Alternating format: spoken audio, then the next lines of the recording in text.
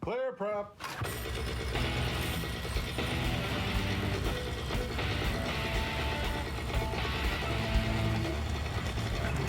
Hey, hello everyone, Sean Simons, PPG Grandpa. Welcome to this week's episode of ClearPropTV.com. I just got a voicemail. And Paratalk.org. I got another email. Man, I guess I'm famous. You know what? If you guys want to ever get up with me, please text me. I'll give you my actual phone number, 501-747-3558. Just text me and say, hey, this is blah from blah, and I watch your show or I listen to your show. I always am in the mood to talk about paramotors, which is why I have this podcast, which is talking about paramotors, you know, talking to new people that have just started with paramotors. I got another one. Jeez, I tell you, you guys are more than welcome to text me anytime. Man, another text. See, and that's why I always turn this thing off when I start doing this. Anyway, at the very beginning of the recording, you'll hear a little bit of behind the scenes, not much. I'm just talking with Mainely Paramotors. Matter of fact, he's the one that won a bunch of stuff, including ParamotorDude.com.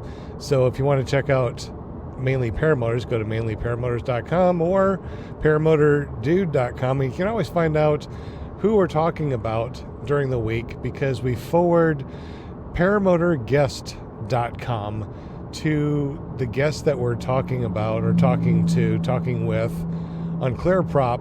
So that way, when you guys are listening to this, you're like, well, I want to know more about this guest. Just go to ParamotorGuest.com and that'll forward to our current guest. Matter of fact, one of the things that we're trying to do over at PPGZone.com is to make sure that everybody has a landing page.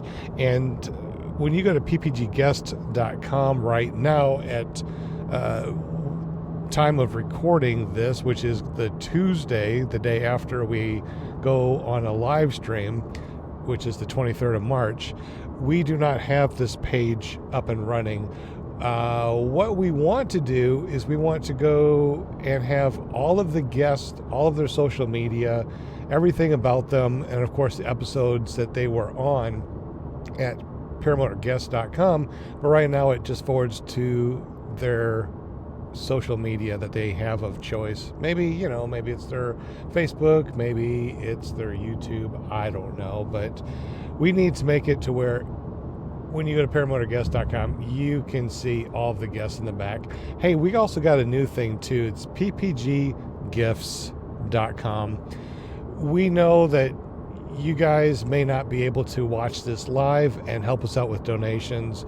Even though we do have a Patreon, I think that, gifts given to the show are really awesome because you can give a gift of cash, money, something like that.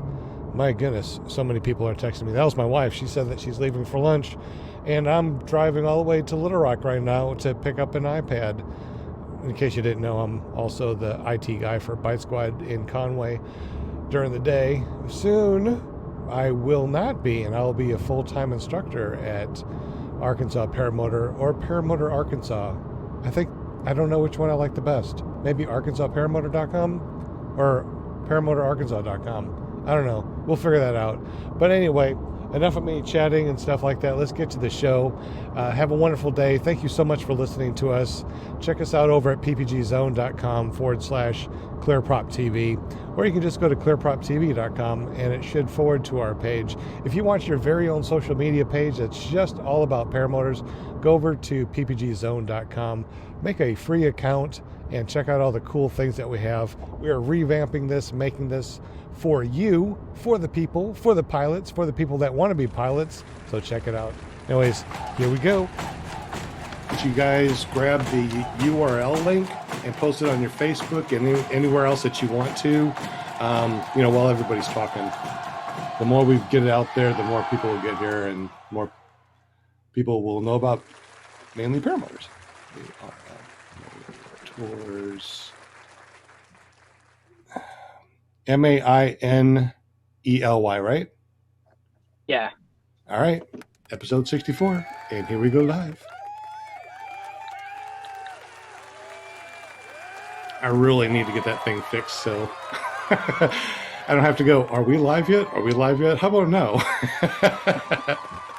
All right, hello everyone, and welcome to ClearPropTV.com. I am your host, Sean Simons, PPG Grandpa. Man, look at this panel that we have today. This is really going to be a fun episode. Episode 64. They're just telling me, I said, is this episode 63? They go, no, it's 64. I cannot believe this is season 2, episode 64. Welcome. We are going to go around the panel real quick, and everyone's going to introduce themselves. We're going to start with Linda, and everyone knows that Linda's our cheerleader, and she is our ParamotorUSA.com. Linda, tell us a little bit about yourself and your .com and all your fun shenanigans. Holy moly! It's been a fun ride the last couple years, and I jumped on the Paramotor paragliding train here with all you guys. I don't fly, but my son does, Robert Michaels. Make sure you check out his show on Thursday night, paraglidingtalk.com, and he's a paraglider / paramotor just recently, and he's doing awesome, and I appreciate you guys. You're my family, everything, and we always have a great time. And please, everybody, just jump in the chat, and we're going to have a great time tonight. So if people want to jump on the show, if they want to be part of the show, if they want to be like a guest on the show, how do they get up with you to ask you to be on the show? Yeah, What's your .com? What's your .com? ParamotorUSA.com. ParamotorUSA.com. All right. Well, thank you very much. You are a cheerleader, and we definitely love you. Thank you so much. We definitely appreciate you. JP Putul is in the house. That's the man that needs no introduction, but he's going to introduce himself. He's the only guy that I know that's throwing a reserve that was not at SIV course. JP, tell us a little bit about yourself and how we can get up with you on your social media. Wait a minute, real quick. Last week, you had a video that was on there for 3 days, and you had like 1.5 million views. What's it up to now? Well, it was at 1.1 million last week, and it's at 1.6 million as of right now, maybe 1.7. And the depressing thing is that it has nothing to do with the paramotors. So it's a cat video, and if you want to know the details, you'll have to go look me up on the TikTok, JP Tulo. Yeah, I'm also on Instagram and the YouTube under the same name. My story is that I love to fly. I feel like I was born to fly. It's just my life has gotten so much better since training, and I love it. I could talk about it all day and every day, and that's why I'm one of the usual suspects that you'll see me on any night of the week, talking paramotors on one of these podcasts, whether it be Robert Michaels or OPN on Sundays. Just can't get enough paramotor. So that's it. Is there a .com or two that we can get? There's a jptulo.com, and there's also a ppgjp.com. So no excuses of why you guys couldn't find me on social media. If you're not subscribed to me yet, I don't know what to say. I'm extremely disappointed because GJP, say it 10 times really quick. Yeah, right. I can't even say it once fast. ppgjp.com and jptulo.com. JPTULO. That is awesome. I make these like little short clips. Nothing Tucker-esque. Just little fun clips with some music, sound effects, whatever. Just fun stuff with that. No, thank you, JP. Yeah. He's the guy that is going to be putting your name in the spinning wheel of winning things. We got 5 spins that we're doing tonight. So make sure that you say hello to JP Tulo. He's the one that's going to put you in the spinning wheel of winning things. Brian, hey, Bill Waller. What's up, my brother from another mother? What's going on, guys? Just glad to be here, man. Hanging out with my family and my paramotor family.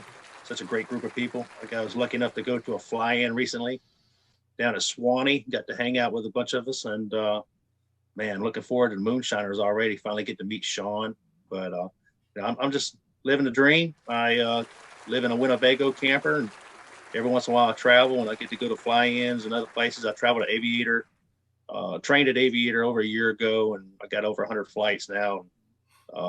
Totally got addicted to paramotors right off the bat. This just changed my life. Where I go and what I want to do and who I want to hang out with revolves around paramotors now a lot, which I love. And if you want to watch any of my YouTube videos, you can look me up at ppgbrian.com, and that'll take you straight to my YouTube channel. I appreciate that, Sean, hooking us all up with websites, man. You're the man, brother. Appreciate it. It's nice to have a short little .com that you can go to your main source of social media. You know, like with Linda, it's her Facebook page. With JP, it's his TikTok. With you, it's your YouTube. So, you know, it's pretty nice. And it really is nice having your own PPG, which reminds me, we got our very own Eric and Jade. They got their very own .coms. ppglear.com, which is going to be forwarded to their very own page that we're working on that they don't know about yet. Oh, wait a minute. I guess you know about it now, but they don't know about it yet. And it's going to be really cool. But they also have their own .coms. Paramotorgirl.com goes over to Jade's, and Paramotor Co., like corporation.com, is actually going over to Eric's page. So Eric and Jade, tell us a little bit about yourself and welcome.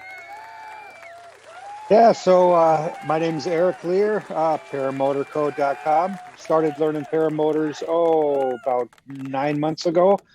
And now that summer's starting to come around, we will be able to do some flights without wearing our Arctic gear, because we do live in northern Wisconsin. We got to go out flying today, and I did not have to turn the electrics on for the gloves. So I was pretty happy, and good to see everybody out on the panel and out in the chat. That is awesome. Real quick, I can just want to say that I had my first t-shirt flight of the year yesterday, and It was rocking. It felt so good. I actually got a little bit sunburned, and I love it. So That's awesome. yeah, it's coming, guys. The good weather's coming to stay. Just a matter of time. Jade, your turn. What? You gonna introduce me like that? Oh, you said Jade. You said Jade. I thought you said Shane. I was like, wait a minute, what? Eric and Jade. I thought my internet went down there for a second. My name is Jade Lear, and I have been up in the air for about 8 months. And it was, I'll go along and be a cheerleader for my husband. And it turned out to, no, you're going to do this also. And I went, what? So I needed to do a tandem, and after because I wanted to see if I was going to pass out when my feet left the ground, because I'm afraid of heights. I hate roller coasters. I hate all that stuff. And I went up on a tandem, and I decided this was pretty cool. And I am on a trike because I do have 7 knee surgeries, 2 reconstructions after jumping off of a fire truck with bunch of fire hose when I used to be a firefighter EMT many years ago. So my knee's pretty messed up, and that's why I'm on a trike. We went flying tonight, and I thought I saw my life flash before my eyes 3 times, as I thought my tires were dragging across the treetops. And I've just been having problems lately, and Eric kind of pushed me to go, because my nerves were shot again. But I went up, but then it was bumpy, and I was back down. And of course, after I was packing up my wing tonight, the wind started calming down, and I went back up after he flew by and messed up my wing when I was ready to go. And saw some turkeys and came back down, and he actually finally got me on a little bit of video, at least on my landing. Because otherwise I always have him, because usually I'm the one on the ground. Well, so how in the world are we going to get up with you so we can see this cool footage? I am on YouTube with Flying Flamingo Jade, and also paramotorgirl.com. All right. Well, thank you very much, guys. We appreciate you on here, and we definitely need to talk later on today. For all the women out there that are like, I'm afraid of heights, or just people in general, I'm afraid of heights. I've heard that so many times. I'm afraid of heights, but once they get up on a tandem, they're like, "This is like Google. This is like a Google map. It's different. Satellite view. It's like this is not heights. This is not like I'm on top of a tree or on a wiggly ladder. It's definitely amazing. So definitely, guys, thank you so much for being here. Never trust a skinny chef, Shane. I see that you are home, so I'm going to call on you real quick. He's also our resident comedian. So I think that if someone in the chat says, "Hey, we're going to donate $1 or $2 to hear Shane tell a story or a joke," I think that you're on call, dude. So tell us a little bit about yourself, Skinny Chef Shane. Most of my jokes are kind of hard because this is PPG rated. So, anyways, I learned to fly a little over a year ago. I've been cooking on YouTube for a little while, and I kind of do both of them. Sometimes I add the flying videos and the cooking together. Sometimes I don't. I like to make people laugh, and I just got back from flying, so I was running late. Ended my flight a little early. Had one of those 2-step takeoffs tonight, where you do the reverse, turn around 2 steps, and you go immediately to 50 feet. Yeah, that was tonight. It was not the greatest air, but I get to fly. I didn't get to fly this weekend, so it was worth it. And then I hurried back home, which I hadn't even had dinner yet, which I will be after the show gets started. I will black out my screen real quick, eat real fast, and be right back on. Well, you also have a show too, usually on Tuesday nights, like tomorrow. How do we get to this new show that you got going on? Well, if you go to ppgshane.com, Will asked me if I'm sober. Yeah, I actually haven't had anything to drink yet, so I may not be as funny as I normally think I am. You can go, it starts at 8:00 on Tuesday nights. We just kind of hang out, talk about whatever. Tomorrow night, I want to talk about wing inspections before flights, after flights. How often do we do it? And how often should we do it? So that'll be tomorrow night's topic, if you will.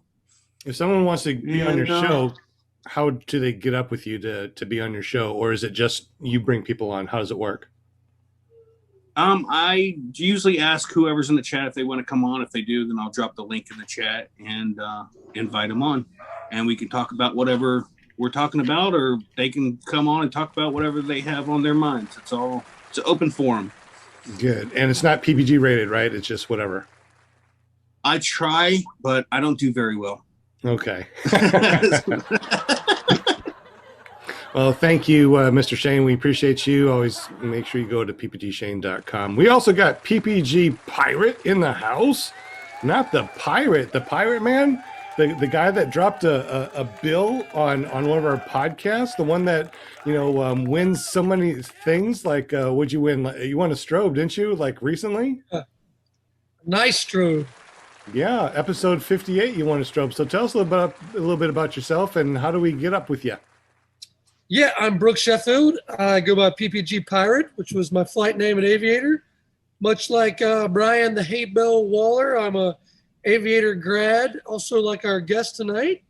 Been flying for 270 some flights. I've got a little over 200 hours of flight in the last year. Recently got my tandem exemption. Just recently completed an SIV. Flying has kind of become my life, other than farming, which you can kind of see behind me. I'm a cannabis farmer, and homesteading and farming has kind of been what I was into until I got into flying. And now you can follow my adventures at ppgpirate.com, which will take you over to my YouTube page. Not much going on there yet, but I promise there's a bunch of content I'm about to release. So I appreciate everybody's patience. But I'm stoked to be here tonight. And that's who I am. That's what I do. I fly. He was also a guest many, many moons ago, and he gave us all samples of his CBD oil. How do we go about going to your website and ordering some of that CBD oil that you got going on? I'm super glad you asked. So since we last met, my company has sold to another company, and I'm now working for a bigger, better company. And so I'd love for you guys to check out Appalachian Standard. That's the name of the company I'm now growing for. And they've got amazing products like oils. You can get the flowers behind us. We've got vapes. We've got lip glosses, all kinds of cool stuff. So check out Appalachian Standard. I believe it's AppalachianStandard.com. And cool stuff there. Yeah, check us out. And if it is, just drop a link in the chat. We appreciate you. Thank you so much for being on the show. And we also, of course, have PPGTommy.com. He had a heck of an adventure this last weekend. He made it all the way back over here just so we could be on the show tonight. Tommy, tell us a little bit about yourself and how we can get up with you. I've been flying for around 3.5 years now. Started out as a paragliding pilot and got a motor and got pretty hooked. Had to get a different wing and whole different setup to keep up with Sean. And you can get me at PPG Tommy on Instagram. You can get me at www.ppgtommy.com for YouTube. Yeah, when we first started flying, I apparently was flying faster than him because he had a mountain wing. So he upgraded and got a wing that actually is faster than mine. So go figure. But tonight is not about the panel. Tonight is about our guest, Matt. Mainly Paramotors. Man, he's been winning a lot of stuff from here. And we said, hey, since you're winning so much stuff from here, how about you just jump on and you tell us a little bit about yourself. So here he is. Matt, welcome to the show. We appreciate you. So tell us a little bit about yourself and your background. Hey guys, I appreciate you having me on. It's killer. And obviously I appreciate you letting me get on the wheel and win some things too. I'm not going to complain about that. So my name is Matt, I'm Mainly Paramotors. I'm from up in Maine. I've been flying for a little over a year. I was in PPG Pirates class down at Aviator. So that's how I known him for a little over a year now, obviously. Met Brian through Brooke this past February when we went down and flew again and just kind of hung out. My whole thing up here is I just love flying. It's one of the cool things to do. I'm mainly just, no pun intended, looking for more people to fly with and to help anyone that wants to get into the sport. Like anyone up here that wants to know anything about it, how to get into it, where we fly, who to fly with, where to fly. That's kind of what I'm here for. You can find me on YouTube and my website, mainlyparamotors.com. That has all the links to Instagram, YouTube, and Facebook. I'm not going to remember my Facebook link because I don't have a custom one because I'm not cool enough yet. But other than that, yeah, I appreciate you guys having me on. Well, you also won our paramotordude.com. So if you go to paramotordude.com, I don't know where that goes, but that should probably go to your unlinkable, social media. It goes right to my YouTube. So so you also got Paramotor Guest because you're our guest this week. So if you want to go check them out, you also have your very own .com, Mainly Paramotors. So you got a lot of .coms. You need to let me know where you want that paramotordude.com to forward to, because you got a lot of .coms going on. I don't even know how to get. Yeah, it's kind of excessive, but got to get the name out there as much as you can. You're calling yourself obsessive about PPG or .coms? Oh, wait a minute, hold on. Let's all laugh real quick because for real. I think I'll be an obsessed one. I was gonna say every week you have a new one. We do. We get new ones all the time. Matter of fact, our newest one is where is it? It is ppggifts.com. So PPG Gifts is going to be where we go and donate and get donations. So absolutely, it's going to be really fun. So Mainly Paramotors. So is it Mainly Paramotors or Maine because of Maine? And how'd you come up with that .com? Kind of me and one of my buddies, Aaron, actually Brian met him when we went down to Florida this past February. We were kind of just hanging out one day. He knew what I wanted to do and he knew I wanted to kind of get into it more and put my name out there. And we were kind of thinking of names that would relate to Maine. And then he ironically goes, yeah, it needs to relate to Maine, but mainly paramotors as well. And I was like, well, can't not use that. And it kind of just came out of nowhere. It's just one of those funny things. Looks like you got a shirt that says Mainly Paramotors. Looks like your background says Mainly Paramotors. And Yep. your website, as you can see right here, Mainly Paramotors. Are you selling paramotors too, or what do you got going on here? So I sell parts. I'm looking to sell some parts, throttles, anything like that you're looking for, kind of to keep you going. Not necessarily paramotors, but I can push you in the right direction. If you need one, I can push you in the right direction for what you need. I have stickers. I'm going to be getting some shirts on the website too, which would be kind of cool. It'll have actually the same sticker designs right there. And then it'll be the one with the dog and the color one on the front, and then the other one on the back. You're a pretty good artist, just like me and my artist stuff. Wait a minute. No, we got a secret. What's our secret to getting these really cool cartoon things? If you're going to make me tell, it's this app called Fiverr. They have all kinds of artists on there, and you can go up and search it, and you can find all kinds of things. It's the coolest. I didn't know about it until someone mentioned it to me. They're like, hey, have you ever seen Fiverr? I was like, no, never seen it. How do you spell that? Fiver? Fiverr, 2 R's at the end. 2 R's. Okay. That's where you can get your little your stuff made there that we talked about before the show.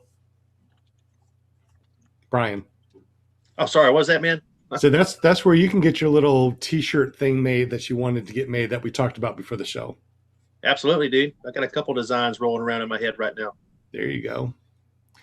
So, Matt, you won a couple things here. What did you win on our show lately? I won the throttle from, I think it was 3 episodes ago or 4. I think it was Mark George at Paraswag USA. Won one of those new throttles that they made. You gave away a throttle? Yeah. Dude, I said the same thing. That carbon fiber one? Yeah. I said the same thing. I couldn't believe it. And then the fact that I won it, I was even more blown away. Nice pickup. JP, you don't qualify to win anything on this show. You win on Sunday nights only, like last night. I did win last night. Now that you mentioned it. You only said engineer. I said electrical engineer. I should have won. Well, he didn't specify during his spiel, and it's all good. I did notice that, Brian, and you came in right after me with electrical. Yeah, no worries, man. I congratulated you. How about I wear the mask that I won on Monday, Tuesday, Wednesday, and you can wear the mask on Thursday, Friday, and the weekend. I'll even give it to you. You can share the mask I won.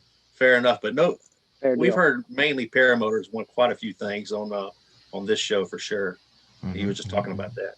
I think his name is quite popular. Speaking about names that are popular, Brian, you want to call off some names that are in the chat real quick? Are you able to do that?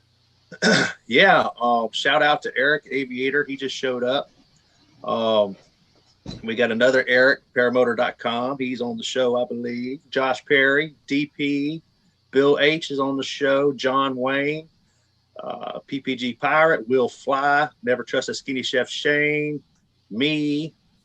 I saw Josh Perry and Fly Baby Flies on there, your Dan Keys, John Wayne, Dave Aller,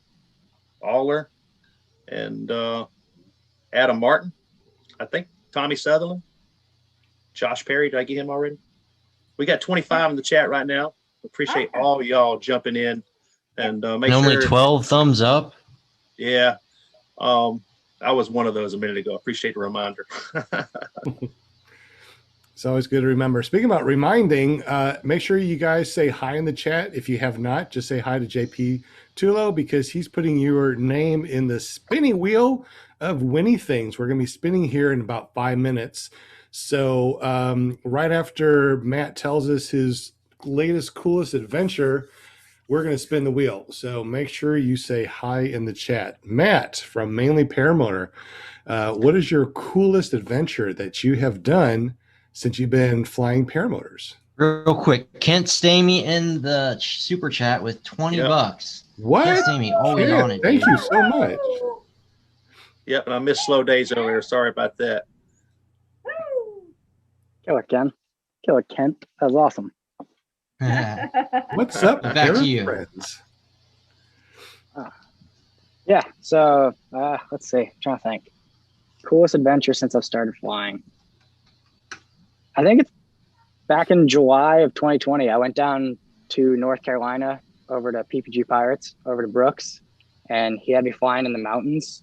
Granted, it's Maine, so there's some mountains here, but it's a little different down there in North Carolina. That we flew all over the place. He was trying to take me over to a place called Chimney Rock. Would have been the coolest flight. Got a little too bumpy for me back then, but hoping to visit him this summer again because now I definitely want to make that flight.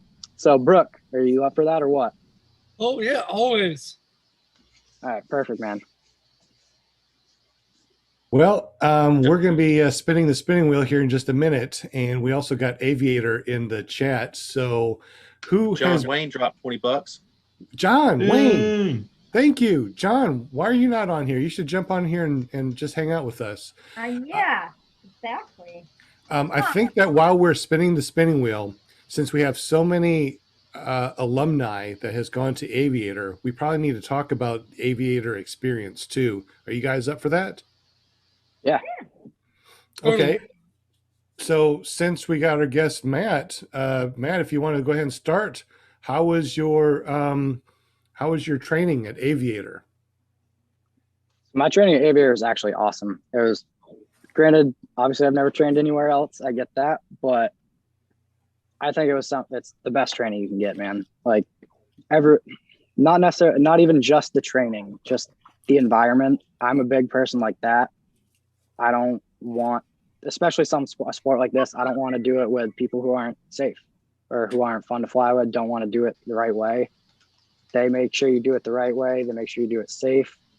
And I left there feeling like a confident pilot, which was sweet. Like I went in the first day, having never seen it, having never touched a wing, scared to death. And then at the end of it, it was a life-changing experience. I'm a confident pilot. It's the coolest thing to see life from the sky. Totally different than a plane. People ask me all the time. They're like, yeah, man, well, I've flown to Florida before. It's nothing like that. It doesn't compare. There's no other feeling besides being wide open in the air. You can't beat it. So like their training is some of the best. I recommend them to anyone who reaches out to me. I've had a few people back home reach out to me and I've recommended them to Aviator.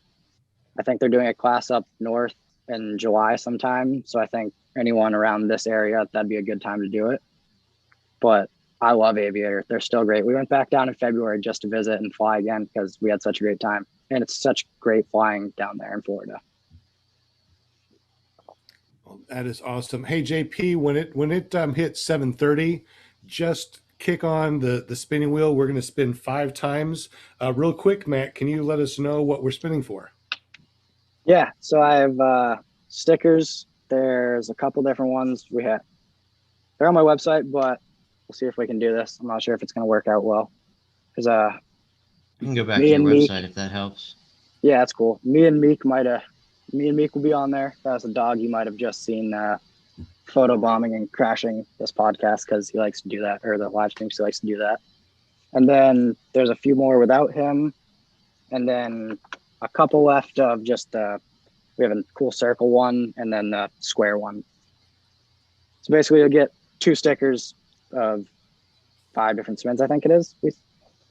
So 2 stickers with each spin. Hopefully shirts soon. That's kind of the next thing. Once I get my shirts made, I'm sending them over to the live to you guys so you can give them away on this. That's awesome. Well, thank you very much. I just dropped our meeting ID and passcode, Eric, on Aviator Show. If you want to jump on and be part of this too, since we're going to be talking about Aviator Show while we're spinning the wheel, you're more than welcome to jump on. Who else has gone to Aviator, and let us know what you think. And we also have Will Fly. $5. Go ahead, Sean. No, thank you. I just saw that too. Will Fly dropped to $5 bill. You guys rock. We appreciate you, Will. WillFlyPPG.com, by the way. So who else has gone to Aviator? We're going to spin here in 1 minute, so make sure you guys say something in the chat. Yeah, I went there with Matt as well. And just pretty much what Matt said, the most amazing time you can imagine.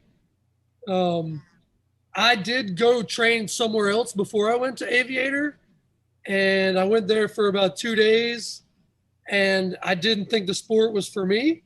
And so I backed off and took a whole nother year off. And then I was like, maybe I should try somewhere else. I booked at Aviator, and hands down, it was the best thing I've ever done in my life. I really think it might be the best thing I've honestly done in my life. It totally changed it. I just turned 40, so I'm hitting that typical midlife crisis. But Aviator creates and has this family and this atmosphere that you just don't get in a lot of places. There's a lot of great individual trainers out there, and not to take away from any one individual, but there's a collection of people there at an airport with all this information, all this equipment, there's planes there. You're just getting exposed to every bit of aviation all at once, and the depth of knowledge and levels of it. You're going to have a hard time getting that anywhere else. Then all the great equipment, man, I tell you, it's like my Mecca. I'm going back every year, and I'm hopefully going to buy some property nearby. It's an epic place to fly. It feels like it's like a little Africa out there. You've got bald eagles, you've got wild hogs, you've got, all these animals and alligators. It's a special place. And, even if you don't train there, you've got to go there and experience what Aviator has to offer. And anybody who goes there knows exactly what I'm talking about. And I see Eric is in the chat. Welcome, Eric. I didn't want to come on, guys. I said no because this is Matt's show, and I feel like you guys are going to have to say nice things because now I'm here. I wanted the truth. I want the hard hitting facts. The tacos are just total crap. The last steaks you made were awful.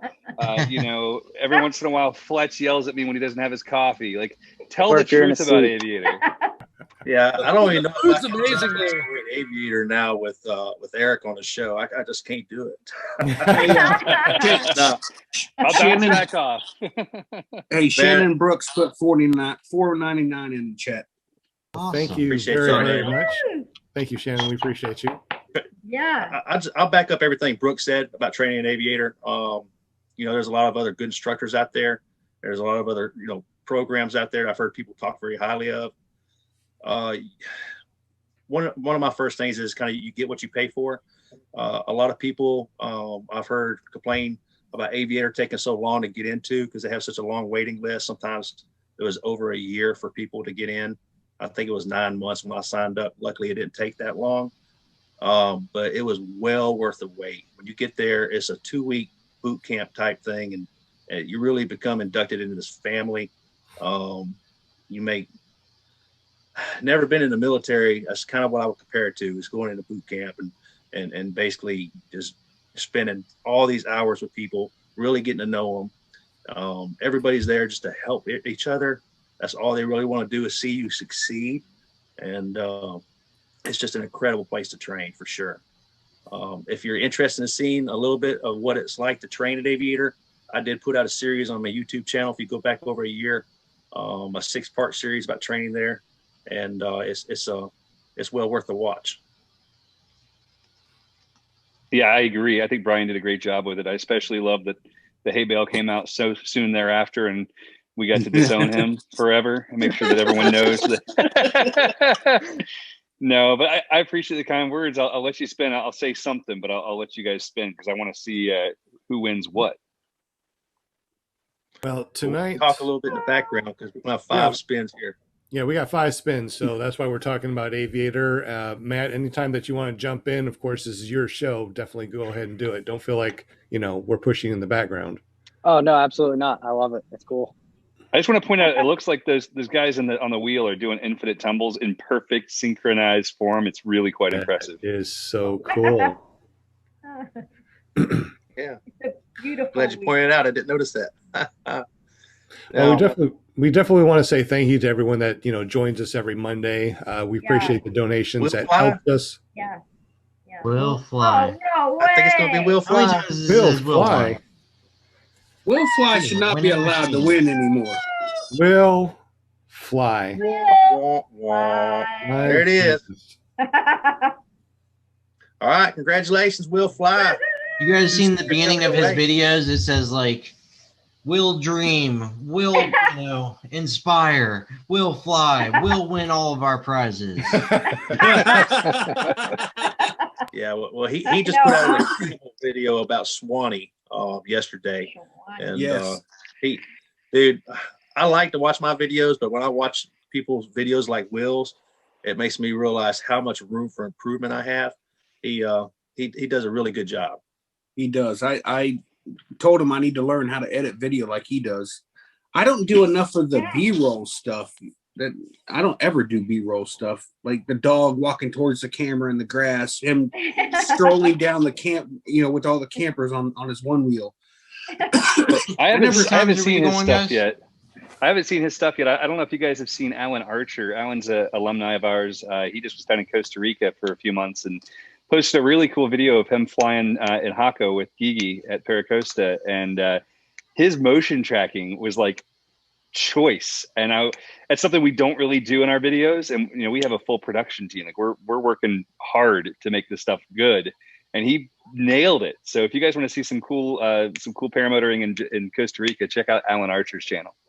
Hey, Eric, we got a question from Paramotor NC. He wants to know if you guys do PPG schools ever, do you ever offer a program for intermediate pilots, something in between the training and in advanced maneuvers? Yeah, we do. So we actually, our schedule's been so booked up.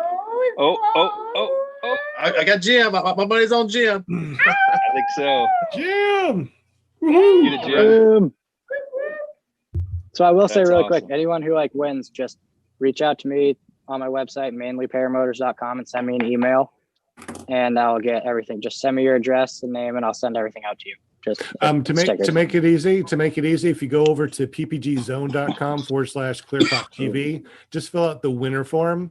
And what I'll do is I'll fill that. I will forward that over to Mainly Paramotors. Perfect. So that way you don't have a whole bunch of emails coming in, and that's killer. Well, actually, you probably want a bunch of emails coming in, but whatever. No, that's cool. That's perfect. We got 3 more spins, so go ahead and just keep on spinning, Mr. JP, unless you got some more people that you're jumping in. Hey, I want to hear the first time you got back to Maine. Did you get to fly in Maine, or did you have to wait till you got down to North Carolina to get your next flight after school? Yeah, so that's a good question because I didn't. I trained in February. So if anyone knows any kind of Maine weather, it's freezing until April or May. It's under 40 until April or May. So it's windy, it's tough. I didn't fly. It got up to the end of June and it was finally getting good weather, but it had been so long. I just didn't feel comfortable doing it by myself. I knew I could. I knew I would have no issues, but it was just more me being a safe pilot, what Aviator taught, be a safe pilot, kind of always know where you're at. I knew I could do it, but I didn't want to by myself. I wanted to fly with some other people for the first time. So from February to June, I didn't fly. I went down to North Carolina to Brooks and flew for the first time since training. Got in about 6 flights, came back home and flew the next week. And then a few weeks after that, I've had about 7 or 8 flights back home now. And just came back from Aviator again in February because it had been 6 months since I had flown. So I didn't want to just wait until July again and make it a year. So it's one of those things I like to keep it going. I don't want to lose anything. Can someone shout out the people that have donated? I can do it. We got Sean Priority PPC from Walter Priori. And that's the latest one I see. I'm scrolling. Shannon Brooks is the one before that. So yeah, I gotta say, you guys get way more donations than we ever do. So I think you're doing something right. Well done. Okay, Eric, since you're here, I just want to say, since you're actually here, I know I've typed it many times and told you many times, you're the reason why I'm here. Well, you're one of the reasons why I'm here. I loved your show before I started flying. I appreciate your show. It really helped a lot. And I know that you guys are so busy down there. I wanted to help, alleviate, that spot that's missing now. That's why we got together and we started doing the show. It's coming back. We're going to have the show back again. We're building a studio out, so it will be a bit more professional and just better all around. I'm doing hardwired internet and trying to find ways to make it even better. So the show will return probably Tuesday night still, and it will hopefully have considerably higher production value. The goal is a 4 to 5 camera kind of cool freaking show. Wow. Awesome, Yeah. Eric. If it's worth doing, it's worth overdoing, right? Shane That's show. my family's motto. That's literally it's all my family's crest is anything worth doing is worth overdoing. Nick Bryan. Congratulations, Nick. Make sure you go over to ppgzone.com/clearproptv.com or clearproptv and fill out your winner's form. Will Fly just dropped another $10. Says this is for Resurgence PPG, not just anything. Nice. Thank you. Awesome. Yeah. Which reminds me, we get paid every on the 21st of every month, and it just happens to be the 22nd. So we got paid yesterday, but they dropped it in our account for all the money that you guys have donating. So we're going to be sending some money out to Resurgence. We're going to be buying some more stuff. All the people that have won the flags in the last month or so, now we're going to put those in production. So you guys will be getting those. And that goes back to episode 56 or before. Shannon Brooks, Mark McElroy, Mark George will fly. You get some flags. Episode 57, Kent Stamey, Scott Shamka, which I haven't heard from Scott yet. Shannon Brooks. Oh, you got the gloves. Mainly Paramotor got the paramotordude.com. Walter got a shirt. Tyler Val's got the strobe. But yeah, we're going to be putting those flags in production soon. Who is going to win this one, guys? Watch it be Aviator. I think it's going to go by Aviator. Kent. Oh, I think my money's on Kent. I think Aviator. It's a close one. That's a close one. If he wins, Come on, he has to Kent. put it on his car. Come on, Kent. Yeah, that's Kent. Oh man, Kent wins again. Yeah, Kent, get it, boy. Kent deserves it, man. He's had a big week. He just got done training with Kyle Lowe down there. Yep, and he is now a pilot. He has flown. And he's also has his very own .com at kentstamey.com, which reminds me, Kent, when you fill out that form, also let me know where you want your kentstamey.com to be forwarded to. I can't find your YouTube. Do you have a YouTube? Come on, guys. Help me out here. Well, so Kent Stamey won. All right, we got one more spin to go. And then we're back to Matt and his adventures. Hey, I will say real quick while the wheel's spinning, when I was looking into schools to learn to fly, Aviators was my number one choice, except for they were out a year and I didn't want to wait a year. So I ended up at Four Winds, which I've been completely and totally happy with. I actually just flew tonight with a guy I just met at the compound who flew with Four Winds like 2 years ago. And he was a pretty nice guy and talked highly of the school as well. But Aviators was my first choice. I just was impatient. Well, luckily, we're not that far booked out anymore. We've more than quadrupled our staff, and we're in a much better position to be able to actually serve people. So last year, we trained 186 pilots. What? The year before that, like 110. The year before that, 66. So we're on track for 250 plus this year with we're adding staff. We're actually actively hiring instructors, and you don't have to be an instructor. So if you are a pilot that likes paramotor and wants to share it with other people, we can help you learn how to teach. And it's something we'd love to do. So we're looking to add probably 5 more instructors to the team. Congratulations, Plainfield PPG. Plainfield PPG. Make sure you go over to ppgzone.com/clearproptv and fill out your winning form. Let us know that you won a sticker. All right. Does anybody have anything else that they want to give away since we still have got the spinning wheel thing? Kent Stamey just said he would like to donate my sticker to my brother to me. Now, I honestly did not read all of that until just now. So I'll go to the form and put in all the information under Kent's name. But we still need your social security number. No. And drop of blood. We need your info for your social media. Yeah, so Guys, you can send that. Go ahead. No, it's all good, Sean. Okay. Go ahead and send me your information, Kent Stamey, to ppggrandpa@gmail.com. Go ahead, Mr. Eric. I just want to say thank you guys so much for having me on. Mark, George asked if we do franchises. No, we're not doing franchises at this time. We looked into it, and it's way too much work. And even the Alliance program, as awesome as people are, it's not quite the same as training an aviator. So we're just doing more aviators. But for all you guys here at Clear Prop TV, thank you so much for having me. Matt, Brian, you guys are awesome. Love you guys. Love everybody. And we'll have more fun very soon. I'm going to go hang out with my wife again. Awesome. Thank you so much, Eric, for jumping on the show. We definitely appreciate you. One thing, Mr. Farewell. Real quick before you leave, Eric, can I grab a screenshot? Oh, yes, screenshot real quick. I'm ready finally. And send these screenshots to me. I haven't been getting them. Oh, okay. Ready? 1, 2, 3. Cheese. Oh, no. Awesome. Thanks so much, Eric. Great night, guys. See y'all soon. Peace out, Eric. Thank you. So we got some questions in the chat.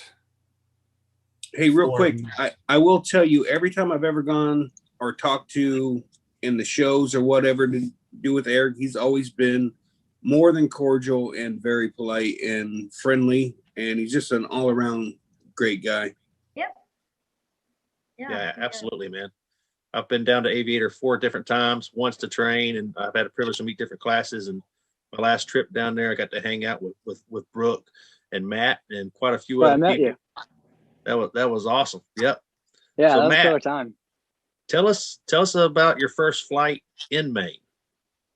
So the first flight in Maine. I mean, where did you go? What did you see? It was around August. So like in Maine, August is just the month. Like that's our prime flying time. If the winds have finally died, it's beautiful the whole time. So there's a turf farm like about 15-20 minutes from my house, so not too far, which is awesome. 100+ acre turf farm. It's an old school farmer who loves it. He just thinks it's the coolest thing in the world. That was actually my first flight from that farm. So I flew out of there. As soon as you go up, I mean, if anyone knows Maine, I'm generally like right along the coast, probably 20 miles in. But as soon as you go up in the air, you see everything. So that was the first time I had flown in Maine anything besides like a commercial airplane or commercial whatever. That was the coolest feeling in the world. Aviator was one thing. Like I said, it's amazing to fly there. It's perfect flying.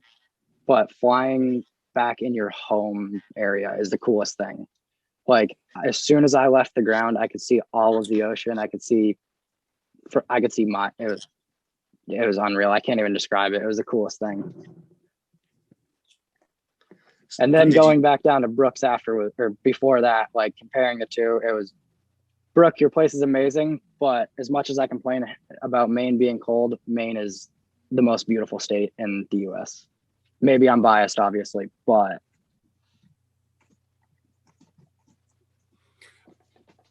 Are there any questions in the chat that we missed? Eric, Jade? I didn't see the last questions were directed at Eric. So have you kicked the moose or anything like that up there? I mean, down in Alabama, we have hay bales. In Maine, I'm guessing you got moose. Yeah, the moose, deer, all that. Yeah. No, my goal was to land on the moose's back. No, I'm just kidding now. That would be the coolest video ever, though. Tell me it wouldn't. Did anyone see the video of the dude jumping out of their boat onto a moose by any chance? What? No. Yeah, a dude totally does that. I'm pretty sure it's in Maine. Jumps off his little boat onto the back of a moose who's just swimming in the water or walking because the moose is giant. No, where Yeah, I'm but at, there's no moose, unfortunately. Lots of deer. Didn't that guy that jumped on that moose bust his hand up? He blamed it. He ended up with a moose knuckle. Yeah. I get it. Wow. That's your best joke in a long time. That was good. Hey, he kept that PPG rated. I'll give him that. I did. Right. Oh man. Have you ever had a run in with a moose? I mean, you say you don't have a lot of them in your area. Yeah, so we go up north and go four-wheeling, dirt biking, all that. It's another, as surprising as it is, kind of Maine's a little redneck once you get up north. It's awesome. But you go up there, man, you are bound to see moose. It's unreal. We've done the whole, I've been in a lake. We go up in the boat. We go into the little cove. We know how deep the cove is, solid 10 feet. You can't touch. It's up to the moose's belly, maybe his chest. Scariest thing in the world. They're the coolest thing, but you don't want to go near them. They're just massive. Yeah, It it's will unreal. stomp you in the ground. Yeah, people like, I have family in South Carolina. We've joked with them. They've never understood how big a moose was. It's like a deer to them. And I'm like, yeah, nah, dude, moose is a total different story. Moose is huge. I lived in Alaska. I ran a gun Brooke, shop hunting moose, and you can cook their ribs. Their ribs are this big, and you're around the campfire eating moose ribs that'll feed 8 people. Yeah, it's a big animal. It's insane. I'll second him. I grew up in Alaska also, and the difference between a moose and a deer is so when you hit a deer, they bounce off your bumper. When you hit a moose, usually it'll kick the feet out, and the moose will come through your windshield, and you don't make it. They are a very large animal.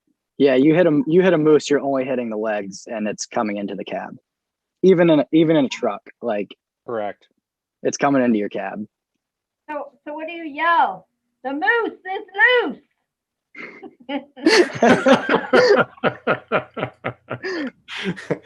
I think she's our comedy relief tonight. I had to. Every time I hear moose, I'm thinking about moose and squirrel. That's how old I am. Oh, you're so funny. No, it's all good. So when are you coming down this way and flying with us? When's your next fly-in? So I'm hoping to make the Moonshiner fly-in. Oh, right. That's the one we're all going to. Is it? Yeah, Yeah, that's the one then, because it's right around Tennessee, North Carolina. I'm assuming Tennessee because of the name. It's maybe I'm wrong. Mountain City, Tennessee. All right, so I was pretty close. Yeah, no, that's the one I really want to go to. I've avoided it for the last year just to kind of make sure my skills are up there. I don't want to be the dude at the flying who ruins things. No one wants to be that guy. There's never just one guy. Where, I'm sorry. Yeah, that's a good point. There's So never just one guy. As long as I'm the first guy. Yeah. As long as I'm the first one, there's bound to be the other one that goes, screw the first guy. No one remembers him. But yeah, the Moonshiner's Flying is the one I'm hoping to go to in August, I think. Yeah, it's August 4th through the 8th, I do believe. Yeah. And I believe that we might meet up earlier than that. Yes. We'll talk about that later. All right. It looks like we also got Tommy Sutherland here in the chat. So welcome, Tommy. We appreciate you being in here. So you also said before the show that you also like to ride thing with 2 wheels. So tell us about your motocross and all that fun stuff. Yeah, so that's kind of my other thing. My brother owns a used car dealership, so we have a lot of weird stuff that comes through motorcycle wise. That anything with 2 wheels is kind of my other thing. Paramotors and 2 wheels. I don't care for 4 wheels. That's too safe. That's too safe. So have you done anything like jumping ramps? I mean, do you just drive or ride the motorcycle, or is there... No, so trail riding is a lot of things up here, but you get really bored, you learn to ride wheelies really well. Mm-hmm. We'll say that. You get really good at riding wheelies. Do we have any videos of that No, so I've never actually owned a GoPro until the last flight I took in February. I just never gotten into it. And I finally was like, this sucks. I don't have any video of me doing anything cool. So February is actually really my first start of like any GoPro footage of anything, which is kind of crazy, I know. But speaking of which, you got some videos up on your YouTube channel of flying, right? yeah, Mainly Paramotors on YouTube. I have a couple videos. One was when I was down in Florida in February, I test flew a Spider 20 meter for the first time, and I'd never flown one of those before, so that was really cool. And I just made a video of that.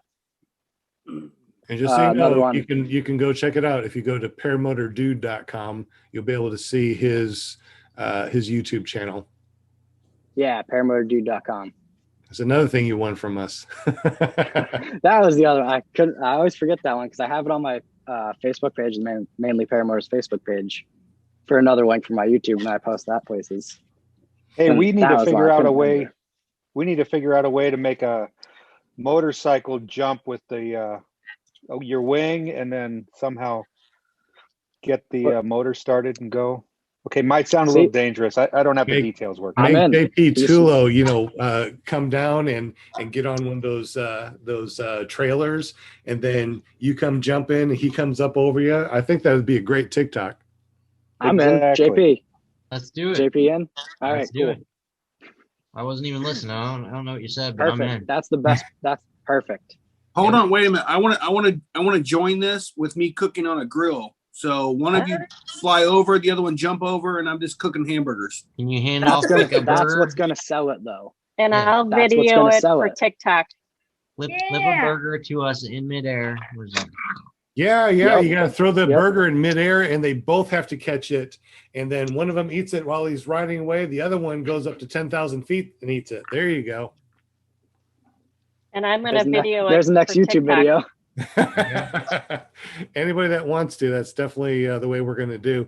Hey, it's almost 8:00. So how long can you stay with us, Matt?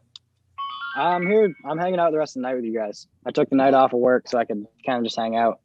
Well, that's freaking awesome. What do we got? What are we watching this? Who's sharing this? Oh, this is Pirate. Oh, Pirate He sharing. actually finally got some footage of me because I didn't really get that much. Nice. That looks like flying down to Florida. Swamp. Yeah. Yep. Brian and Brooke kind of had my back while I was down there. Ooh, he came in kind of hard there. Yeah, he cruises. I'm on that Mojo XS, so I'm cruising nice and slow. Brooke comes in on it. I think he's on the Speedster 3 there, just flying in, and then just slows right down and bumps me and keeps going. Were you nervous? No, I knew he's good. Yeah. If it was anyone else, I would have been like, I don't That's the same know way, about man. you. I don't know about you JP flying tried to up chase that me down in quick. a fly-in. I could try a hard time getting away from him, man. I watched a few people that I was like, nah, I'm good on that one. I'm good. I'll turn away. Like a heat-seeking paramotor, Brian. Yeah. I'm coming for you. I had a few instructors in school, dude. I think the first one to touch my tip was AJ Goen, and not many people have had that honor. Okay. Doing some tip touches, are we? Hey, That well, was hey, my- guys, that was hang my on a first run. tip It's touch. always a pleasure. I wish I could hang out later tonight. But I will see you guys next week. Thanks for everybody that tuned in. If you haven't yet, please give us a thumbs up. It goes a long way. But yeah, love you guys, my Paramotor family. And thank you very much, JP. Take care, Good night, JP. Couldn't JP. do it without you. I'll catch you on the next JP. show, guys. Good night. All right. Well, it's almost 8:00. Is there any other adventure story that you want to share before we go into the after show and invite everybody on here? No, it's kind of it for me. Basically, if anyone's around New England, I get it. My name is Mainly Paramotors. That's the point. Mainly Paramotors. Anything to do with paramotors. You guys around New England, I want to fly. Anyone around here, reach out to me. I love flying with new people. I love helping people get into the sport. If anyone has questions around here, reach out to me. That's kind of what I want to be here for. I just want to help people get into the sport, keep people in the sport, and kind of just fly with as many people as I can. Now, not only are you the guest of the show and we appreciate you, but you also are the one that supplied all the stickers that went out today. So we definitely appreciate you on that. For people that didn't win the stickers but want to help support Matt, go to mainlyparamotor.com. Is that right? Or is it Paramotors with an S? Paramotors. Paramotors with an S. All right. So Mainly Paramotors with an S. Check out his YouTube channel at paramotordude.com. Also, he's our paramotorguest.com for this week. So if you forget all these .coms, just go to Paramotor Guest. You'll be able to get up with him. Share the love. Make sure you run over to his mainlyparamotors.com and you get a couple stickers. What else do you sell besides stickers? So I'm getting some shirts made up too, just because I love shirts. It's one of my things. I like them. Everyone loves t-shirts. Everyone loves stickers. I'm gonna be putting up parts on my website too. So like throttles, any kind of smaller like paramotor accessories for that you're gonna need around here, anywhere really, and things like that. Kind of, basically anything that's gonna keep you flying. Well, anything that could go bad, I want to be able to help you out and keep you flying. Well, we appreciate you being on the show. You're going to be here until we shut down. So that's awesome. I just opened up the after show. So if you guys are in the chat, want to just jump on here and actually talk paramotors, remember, we're going to try to keep up with the paramotor theme. So let's not try to go off on too many tangents about stuff, unless we're talking about, the motorcycles and cross, country motorcycling and things like that. I don't care, as long as it's fun. Yeah. So Matt, I got a question for you. Yeah. When's a good time to go visit Maine? I don't know if you read the chat or not, but Flying Flamingo Jade, she says that Maine is on her bucket list, and it is. I've never really been out to that area. So when's a good time to come out there? Because we'll come out there, look you up, and definitely go flying. Yeah, that'd be awesome. So that comes. Do you like warm weather or cold weather? It's a tough one. I hate the cold weather. Let me tell you, we fly in 9 degrees all the way up to, I think our highs get to be, I don't know, maybe 80. I don't know. Okay, so you're cool. You're cool with everything then. Yeah. You're good anytime between June and September. Me personally, okay, I'd go August, mid-August, end of August, beginning of September. That's all right. The perfect time. End of August is our warmest season, but it's our calmest month. And then you'll show us how to go get a lobster or something. Oh, absolutely. You got to get the best All seafood. That was something. It was something I got in not an argument, but a disagreement with some people down in Florida. They tried to tell me some seafood down there, and I was like, "Yeah, that's not lobster, man."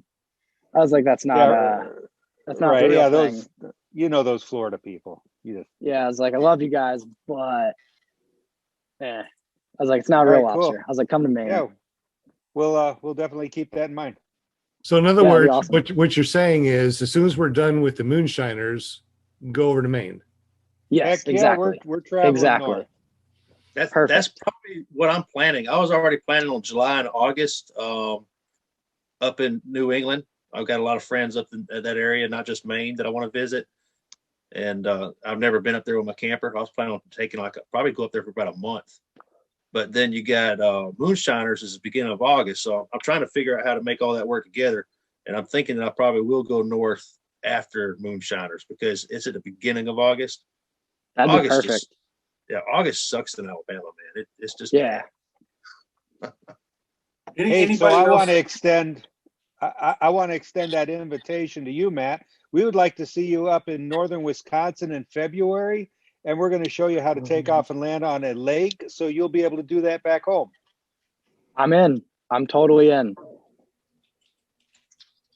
Sounds like a blast, actually, because that was one thing a few people asked me. They're like, "Hey, do you take off from the lake?" And I was like, "Haven't yet, but now that I know people do."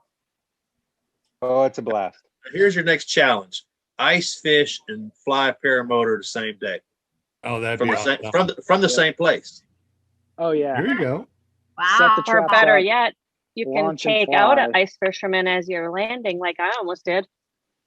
Have you flown from a frozen lake? Yeah. That's sick. Yeah. Where are you from? We live on a little lake.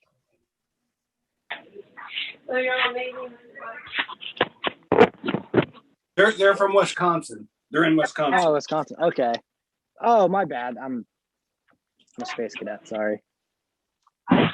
That's fine. No, don't get me wrong. So you guys get the cold thing. You understand it. You get like real cold. You like actually know. Yeah, we know. Yeah, because that was one. I got down to Florida. It was 33 one night and 35 another night, and I wasn't too upset about it. And then the rest of the days where it was a few days where it was 60, I was in shorts and a t-shirt, and everyone's in a sweatshirt and pants, and I'm like, yeah, this isn't cold, man. I'm like, this is 60 degrees warmer than back home. They're like 60, and I'm like, yeah, no, it's 0 back home. Like we're getting 2 feet of snow type thing. I know today was 60-ish when we flew this afternoon, and I went up, no gloves. I think I took my jacket off. I don't remember, after having some issues and finally getting up there, but just regular shoes, no snow pants or anything like that. And it was wonderful. I was gonna say that must be the best thing. I haven't flown in winter yet, like actual cold like snow. So because of that, I was like, I don't know if I want to get all the snow pants on, like a snowmobiling suit, like the onesie. But now that's what Eric does. Is that what he does? Yeah. So for all the people that are flying like in, really cold weather, what is the gear to wear when you fly in like, below 0 weather? Well, I fly with my snowboarding stuff. I just have snow pants and my winter jacket, and then usually a mask or a gaiter over my face, and then my ski goggles. We did buy the heated gloves and then the outer shell, and I had problems with that in my throttle hand because I got too much in my hand. So then I took off the outer shell because it's a little bit baggier. And then once I got up in the air, I was able to put that outer shell on once I was stable enough. That was my worry, is like launching with, like I said, gloves. The coldest we did was December 3rd or 5th, something like that. And it was 9 degrees. 9 or -9? 9. That's 9 cold. Above. But it was so easily 0 calmest. in the air. Yeah. Oh God. But it was the calmest, and it was a sunset or a sunrise, and I did that one on video on my YouTube channel, and that was pretty awesome. Believe it or not, we get real calm weather in the snow. You don't have thermals, so you can do a lot of all-day flight. You don't have thermals, but you need thermals. Correct. Hey, cold weather, do you get the thermals off the snow, or can y'all do midday flights with no problem? Can you turn midday flights, no problem. Yeah, it's nice. It's funny because I kind of wondered that, because I was curious, since this is still my first year. This is my first winter kind of being able to fly. I'd wondered that same thing. Like, is there thermals when it's 3 feet of snow on the ground? No, not at all. Because there's nothing really to heat up. You're just melting snow. Correct. See, that's cool. So in Maine, I'm guessing you don't have a lot of LZs, right? Wherever you take off from, probably very wooded. Yeah, that's the other tough one, is picking the spots where you want to fly. We have a few of them. Like, there's a community park like right down the street from my house. I would love to fly it. There's just not as many outs as I would like. So it wouldn't be. That's why they call you the bushwhacker. It's true. It's very true. Take them out as I come in, Can I ask Mainly Paramotors, how does your dog enjoy flying? He hasn't gone up yet. I'm still trying to find the right person to bring him up. I don't have the trike. Okay, I just saw the picture. I thought it was you that has taken the dog up. I got him in the picture. He loves it though. I got him while I was down in Florida and at the airport, and he's been in an airport and around airplanes and all that since the beginning. He loves it. He thinks it's the coolest thing. He'll chase you right up into the air. Meek is a super cool dog, man. Yeah, he won't get in your way. He'll just chase you. He thinks it's the coolest thing. Yeah. Brian met him. Brian knows. Yeah. And he stays there. He stays there waiting for you to come back. Yep. He's sitting there waiting. He's like, all right, cool, you're back. Sweet. Awesome. Awesome. Hey, Matt. Go ahead. No, you go ahead, Mark. Sorry. I was going to ask you, man. I don't know if you know that I'm affiliated with Paraswag USA or not, but you know, we kind of with other companies, kind of like what you do, and sell different accessories and stuff. I may reach out to you and send you a list of stuff that we may hand off to you at a cost where you can sell them on your site. Yeah, that'd be sweet. That'd be killer. That's exactly like what I'm looking to do, is help as many people as I can. Really help everyone on every side. You know, Sorry, you're now Meek's here. You're gonna run into different people over there in where you're at in Maine, you know, than what we have over south. So yeah, you know, it's funny. There's a lot of companies out there that sell paramotor gear, but there's a lot of people that don't know about certain companies. So it's really weird, you know. And that's what I like, and that's my other thing is how, like, that's exactly what I want to do is post. I'll be honest, I'm not going to ever dedicate my loyalty to any specific brand. I just can't do it. And that's kind of why I want to help everyone out on every side of everything. The person who's trying to get into paramotors, the person who's buying the part, the person who's selling the part. If it can get anyone more into paramotors, that's what I'm looking to do. Yeah, I'm looking forward to working with you on some of the stuff we talked about too. Yeah, Brooks got some big things coming up. I want to hear more of his story here in a minute, man. He's got some free flight lessons coming up and all kind of things. But yeah, before we venture off too far, we were talking about flying cold and into cold. And we had a couple comments in the chat I wanted to read out. Dave Wolf was saying that, let's see. Oh, sorry. He says, I usually wear 3 pairs of socks, 5 layers of pants, and 5 layers of shirts and heated gloves. That's a lot. That's a lot of layers. That's nuts. And then Josh Perry says, I got sick of the layers. I got heated socks, which is a game changer, and a Carhartt Article one-piece coveralls for Arctic weather. Yeah. Much easier putting on 3 garments in 15. I'm thinking that's what I would get. You know, the first time I took off gloves, one of the first times, I dropped my brake toggle. And so you definitely lose dexterity when you have the gloves on. That's why I've avoided the winter flight so far. I've been worried about that kind of thing. Not worried, but that kind of thing. Something like that, you know, just it slips out. And it's just one of those things, just all in what you get used to. I mean, yeah. The first time you were kiting a wing down at Aviator, you're training, they put that dummy throttle on your hand so you could have it there. I mean, that was pretty awkward, you know? Yeah, that's true. But now it's second nature. So yeah.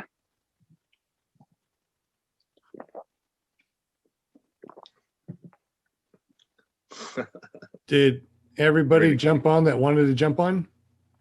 I was gonna say Craig Taylor met Meek down there, and sooner or later I'm gonna get Craig to bring Meek up in the air in a strike. Just so you know, Craig. It'll be behind the flight that he promised, well, didn't promise, but said he would do for my wife. She's ready to rock and roll, and Craig said he'd take her up, but he left before we had a chance to get over there. Good Lord. Hey, I know a pirate that's tandem certified. He's got some. Yeah, my machine will be here. I should have asked Eric when he was on here earlier, but I'm supposed to be getting that machine here pretty soon. I've got some money down there, and I'll have a pretty sweet RMZ 500 Rotax clone machine ready to fully power 2 full-grown adults into the air. So we'll be flying soon, and I'm happy to take anybody, friends and family, on the panel anytime. I want to go. That's a PPC pirate. It's actually still a PPG. It's a large trike. I'll be flying a Triox 34 on it. Yeah. Do you say it's got a Rotax on It's a Rotax clone from the Russian factory. So it's Yep. it's a RMZ 500, it? Okay. but it's pretty much the 503, the same thing. Yeah, 50 horsepower, 52, whatever. Yeah. Dual carb. Yeah, great. Good. Hey, Good to see how it goes. I got a question. Yeah, and I'm also a Power to Fly dealer now. So if anybody's looking for full motors from Power to Fly, I do sell those, and I'm stocking a bunch of gear now as well. So I'm kind of getting into some of that stuff. That's why I'm Mainly Paramotors and I have talked, and so we'll be working together on some things. So yeah, Wheels Up North Carolina is stocking gear, Power to Fly dealer, and some other stuff coming soon. Hey, I got a question that was just texted to me for Mark George. Does he have a sweatshirt out that says I landed in the river? Mark? I don't, I'm not sure exactly what that means. It must be an inside joke. I don't think Mark's not on here right now, is he? No, I just looked. Yeah, That he can answer in the chat. Was that from Paramotor Crazy, Shane? Nay, I don't know. It was from somebody. I don't know. He's pleading the fifth, I think. Oh man. John Wayne in the house. How's it going, John? Yeah, what's up, John? Tommy? He should have one himself, gone fishing while paramotoring. Yeah. John looks very comfortable. I'm exhausted, man. I'm wore out. You have a big weekend, John. Yeah, I did. I forget I'm an old man sometimes. I was going to say, you're trying to keep up to the young ones, are you? There ain't no danger of that happening.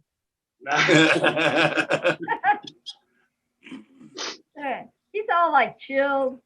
You're all chilled, John, on your couch there. Man, like, I was out there last night. It's like you're ready to go to sleep.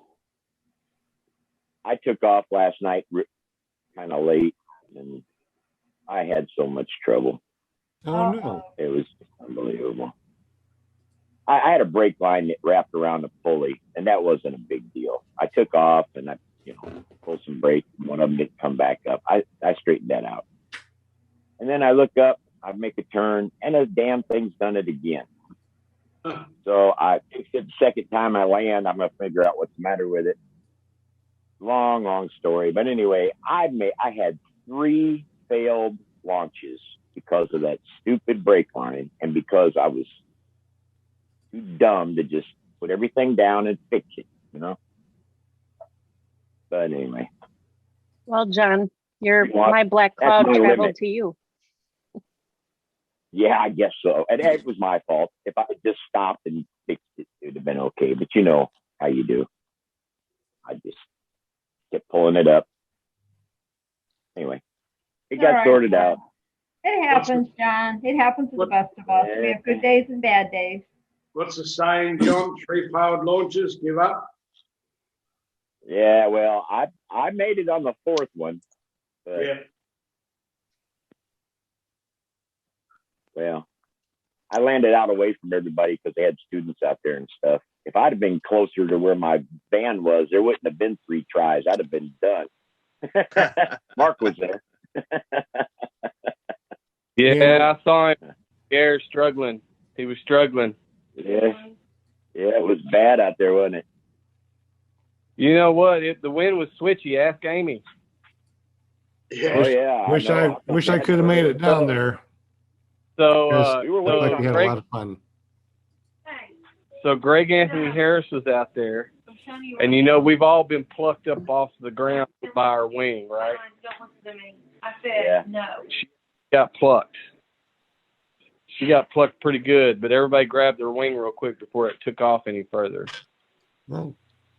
But she is actually, you can ask John, she has come a long way with her kiting. And yeah, she can kite. She did a hang test. She did her throttle. She throttled full throttle on the animation. Did her weight shift testing on the hang test. I mean, she's just maybe a few lessons away from getting in the air, guys.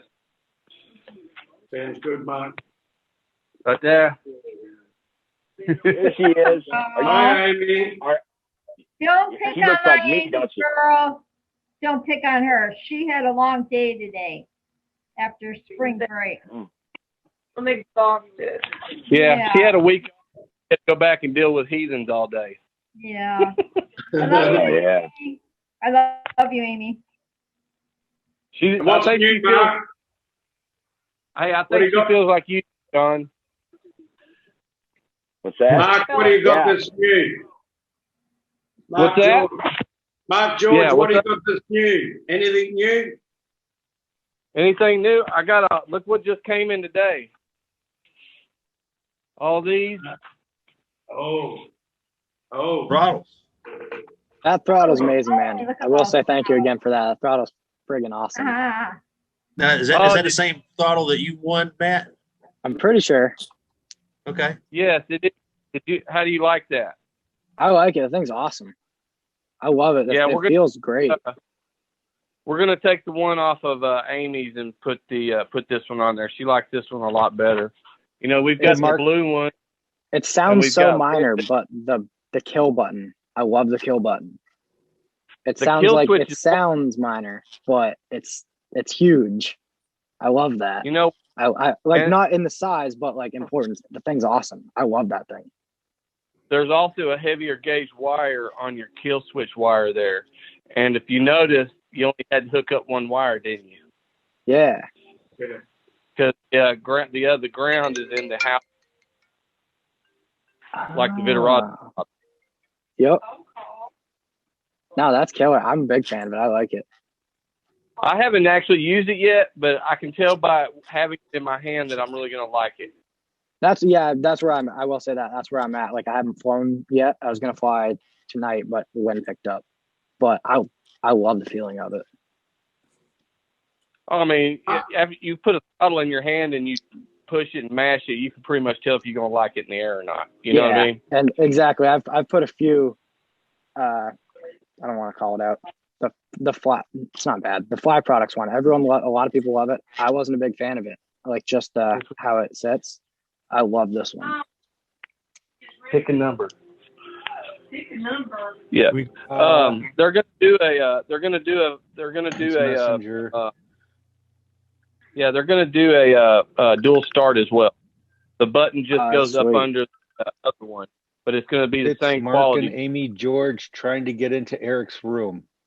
Why is that doing this? Why are you going into Eric's room? Because I want to know. It's my phone keeps ringing. No, actually did that while he was flying.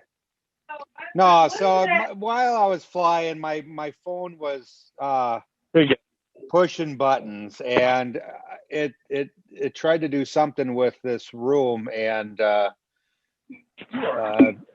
few people tried to join it. Anyways, hey, while I'm here, Mark, okay, now Amy, how's the throttle with electric start coming along? Hang on real quick. I got to pause this. Yeah, electric start what? Rocket. How's the throttle with electric start coming along? I don't know. Or Mark just said they're working on it with a second button, Eric. It will be available. When it's available, we'll let you know. I'm on a need-to-know basis, and I don't know. Right. Oh. Amy, how's your butt? Are you all right? Hey, let Eric know that you tested his deals out. Oh, yeah. Drown out the sound of your Pep talks are great. Didn't drown out my motor or all that good junk. So they're working out for you? Yeah, they're really Okay, good. good. I don't have a. We haven't flown with them, Eric, but what I wanted her to do is wear it while she was doing her hang test, so she could hear hear over the motor and all that. Yeah, I'm fine. I saw the video. Did you guys have hearing protection in your ears? No, I just had those, and it was good. Would you put the? I don't know. Yeah, you posted a video. What video are you talking about? Oh, yes, I did. You posted a video. No, he didn't post it. He just sent it to me. He just texted me. Yeah, but yes, you did that was your Tiger helmet. Yeah. Okay. So congratulations. That was really cool.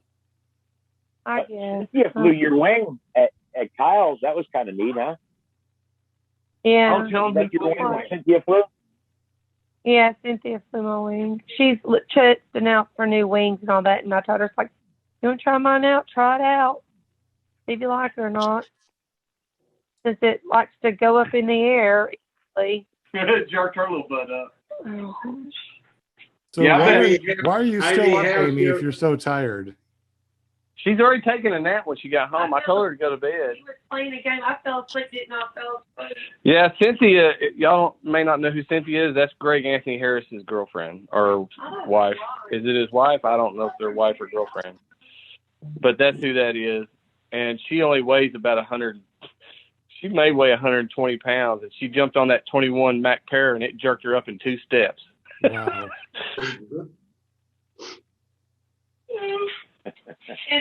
Yeah. I can't go take a nap and wake you up. So mainly, do you have a school and all that, or are you just doing a website with selling stuff, or what you got going on? Yeah, no school or anything like that for me. I'm not a trainer, but just kind of that more of the part side of it, just making sure people can keep flying. Want to have some stuff on the website, help other people out, show other people new throttles, things like that. I haven't checked your site out yet, but I definitely will after tonight. I will go out completely. Yeah. Are you paramotor frames, motors, and all that stuff? No, so like I don't have any like motors or frames or anything like that on there. I'm not necessarily against it or anything like that. I just haven't really reached out enough yet to put people's stuff on. What if we sent you a Rebel to test out? A Rebel 2 RS. I wouldn't say no. Do you know what that is, Matt? No, I'll be honest. That's a freaking paramotor, dude. Wait, really? Yeah, so go to our website, go to paraswagusa.com, and you'll see the Rebel 2 RS up top.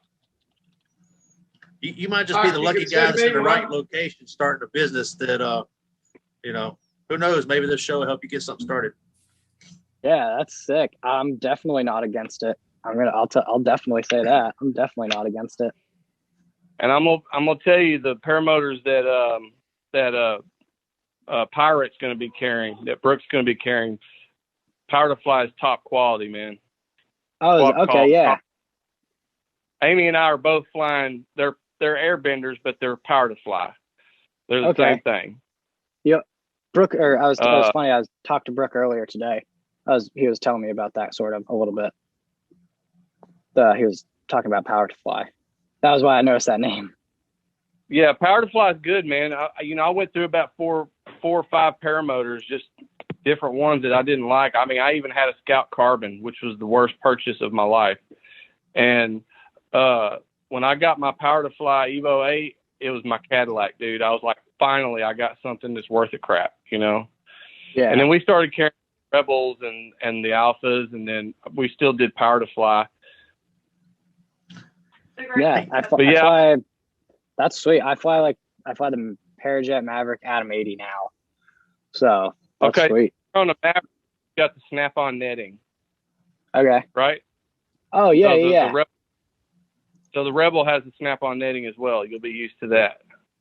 Oh, that's sweet. Yeah, I'm sitting in front. I kind of pulled it up, and now I'm super curious. Hey, Mark, I just want to say thank you again, man, for what you did to Resurgence last week.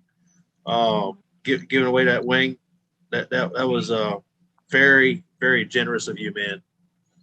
It still gives me goosebumps thinking about it, because when we were folding it up, I completely got all the air out of the wing, and we folded it up and put it in its concertine bag. And he was like, he had a tear go down. No. Tear formed the corner of his eye. I mean, we all had that wing that we learned on, dude. It was like our security blanket. You know what I mean? It took me a while before I ever tried another wing. So it was tough for me to let it go. But I knew that it's going to go to a good cause. It's in great shape. It's still like a brand new wing.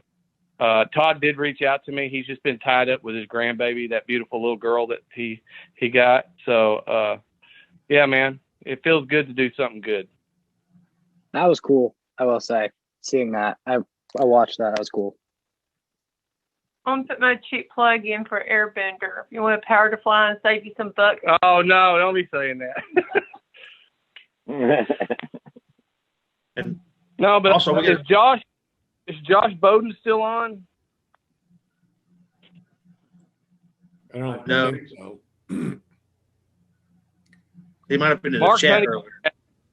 Mark Honeycutt had a throttle this weekend that I saw, and I think Harley Mine applies the same throttle, and I really liked that throttle. It had the cruise control. It had the little button that you can lock it down, and all you do is squeeze it to release it. It was a pretty cool throttle, and I want to see if I can find out who makes that throttle so maybe we can carry it because I really liked it. He said that they're not out yet, but he expects them out next month. And that's the coolest throttle I ever saw in my life. Yeah, I really like it. I like the way the cruise control's set up, really. I was gonna say, is that the one with it's like the spinning knob, like right on the bottom of it? Yeah, that looks sweet.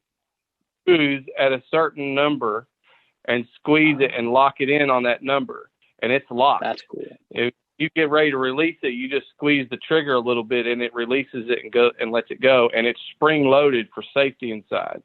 So these throttles work. These are freaking awesome. I mean, you got one. You know it's nice. Yeah. It's quality. But, I mean, that's just a different, not everybody wants a cruise control, Yeah. I mean, yeah, like I'll be honest, whatever. I have no desire for it. Like I don't need it probably, but that's why I like this one. This one's sick. I'm a big fan of simple.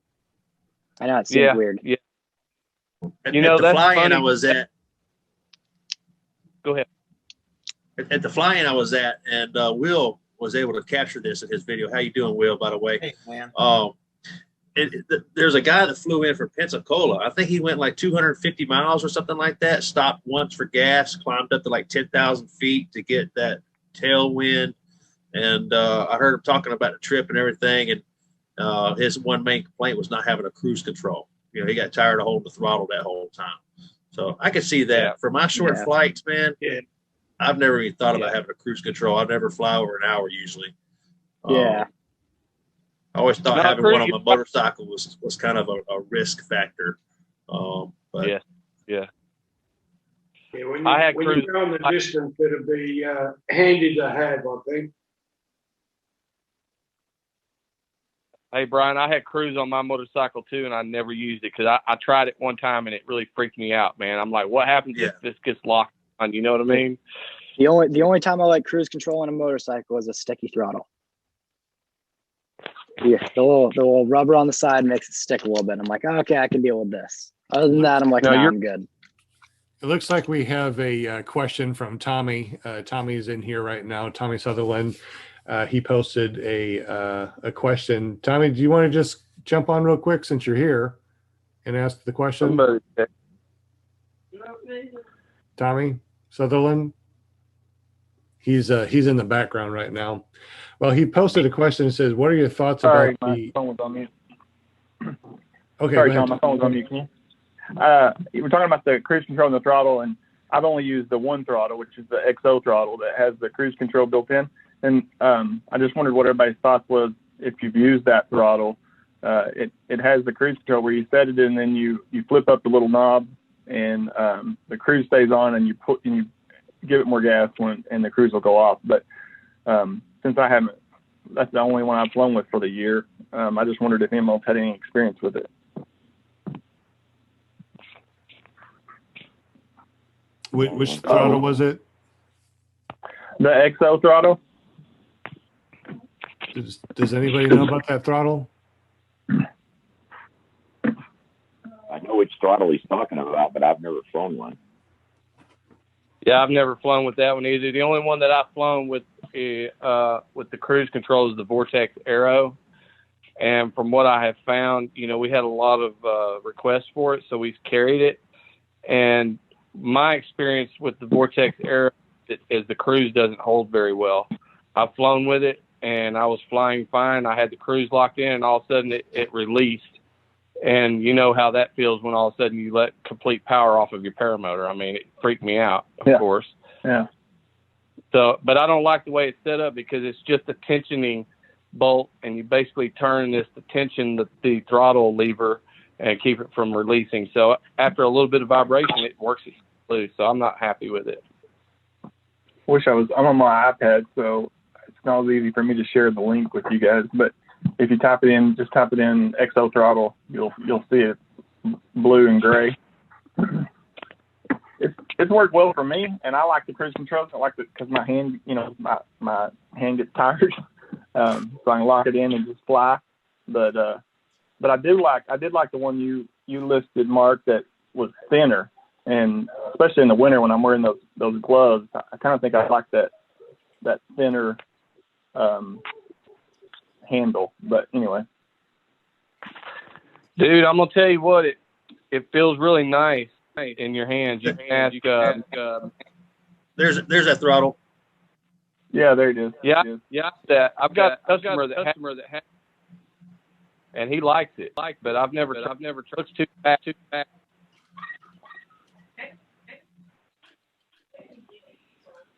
I muted Brian. I think that there was an echo there. I was going to say I muted myself. I wasn't sure who it was. I don't know. I thought it was Brian since he shared. Brian, if you want to talk, just unmute yourself. What? You muted me? What the heck, man?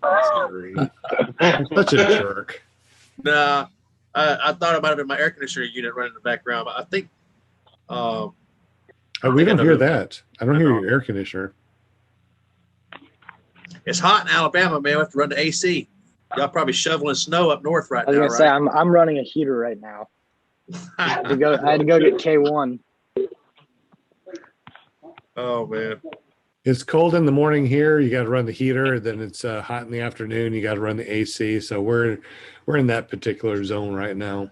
Sounds like perfect camping weather, man. Yeah. Sleep low well. 45. I've got the windows open tonight. Definitely. I know exactly, Jade. Last night I was like, yeah, I put the window open. I'm like, where am I at? See, all that nice weather when I left Arizona, I brought it here to Michigan. And so now now Arizona's getting all the freaking crazy snow and all the crazy weather. And I'm getting just all the nice rain. The rain's coming in this week, whatever, but it's all good. I love it. I'm going to go walking here soon. Another couple days. I've been acclimating, Jade, and I'm going to start taking my walks. There's a beautiful park behind my mom and dad's house. So I'm going to be. Is it big enough to foot launch out of, Linda? It could be.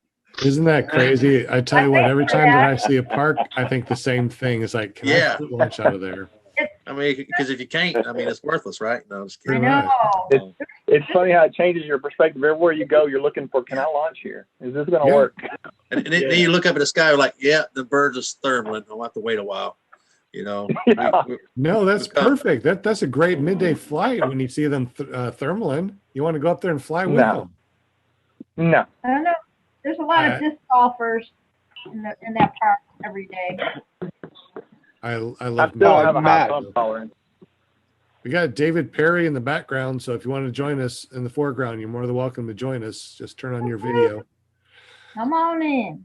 Hey Matt, on your are you in? It says Leamington. Yeah. Okay. So I live in Hollis, which is the town over, but yeah, Leamington and Sanford are where I generally like to fly out of. There's a turf farm kind of in between in a town called Lyman, and that's typically the go-to option for us up here. If it's good flyable weather, we'll typically go to the turf farm, but Sanford or Leamington are my other options usually. Well, I'll be perfectly honest. I was more interested in the lobster afterwards.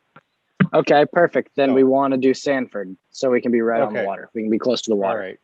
So it looks like a 22-hour drive for us. Perfect. That's exactly, it's funny. It's 22 hours for me to Florida too. So 22 hours for Wisconsin. Same time. We're good. I can make that.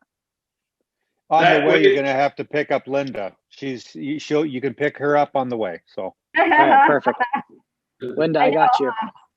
Yeah. Matt, where's Maine? I'm from Australia. Sorry. Oh, okay. Maine's upside down. In Canada. Yeah. Near Canada. It's in Canada. It's basically Canada. Yeah. Yeah, right. Okay. As far north and east as you can go in Maine. Yeah. I mean, in the U.S. without going to Canada. Way up in the cold district. Yeah. Yep. Gotcha. It's winter 9 months out of the year. No, that's an exaggeration. It's cold though, about 6 months out of the year. It's basically the complete opposite of Melbourne, Australia, where you're down under, man. Yeah. Hey, I got a crazy question. If you're up there in Maine and you got the Canadian border and you're flying a paramotor, what happens if you kind of scoot over in the Canadian airspace and come back? Is that illegal, or is that only if you get caught? Perfect. There's a lot of open area up north. So if you go up north, it's a little bit easier to do, I will say. I'm not gonna lie. But there's about three for all the new people that are crossings. out there, it is illegal to cross Yeah, I was gonna say, I'll make it clear, it is illegal not Okay. doing it. But it's very, very doable. Very illegal. Very doable. Okay. I wonder if there's a way of getting permission to fly the American Canadian border from somebody. I wonder if that's possible. And if it is possible, who do you talk to get permission? Yeah. Has anybody ever seen the actual border itself? No. It's a ditch. I am not joking. Really? It's about a 3 to 4 foot wide ditch that's only about 2 feet deep. So it's not Nice. much. You could jump it. Yeah. Interesting. Something think else that's paramotor- interesting about that. Lake of the Woods is in Canada and the United States, and you can fish that whole lake as long as you don't go on the shore. So maybe you could fly over the lake and be in Canada, and it might be legal. Never thought of that. We need to ask more questions out there. If you guys Say know we- any we have, legal ways of doing that. We had a Canadian friend in our training class, Brooke and I did, so we should actually reach out to him. He'll know the answer. Okay. Haven't we heard Anthony Paragringo? Doesn't he fly into Mexico now and again? Same deal. Does anyone know about that? No? No, Not sure. Don't know. He lives on the southern border, so he can cross into Mexico very easy. I thought he'd done it. But yeah, you got to come back. You can't land there. Otherwise, I think you're... Do you think there's any paramotor pilots in South Korea? Korea? There's lots of them in South Korea. Yeah. You think any of them sit around like we're doing right now and chat and think about, I wonder what it's like to fly the northern border? Yeah, they get shot down. Yeah, right. The DMZ, the most militarized zone in the world. I wonder what people think about it, man. They may think about it, but I don't think there's anything on a podcast about it. Well, I Definitely think the not- North Koreans definitely not think the north. About going south. Yeah, I was going to say the North Koreans might think about flying to the south, but I don't think the South Koreans want to go north. No. Interesting. I was present when a up at Camp Page when a commercial airliner crossed the DMZ and landed at a helicopter landing area in the mountains full of people. You wanted to see a mess, buddy. That was a mess. But they made it through out of North Korea into South Korea. How long do you serve, John? From 70 to 90. Well, appreciate your service, man. No doubt. Hey, John. Tell them how you Yeah. tell them how you ended with an all-female crew. That's a long story. A dignified officer came in, my brigade commander actually, and asked me what I thought about women in forward units. And I told him I didn't think women belonged in the Army at all.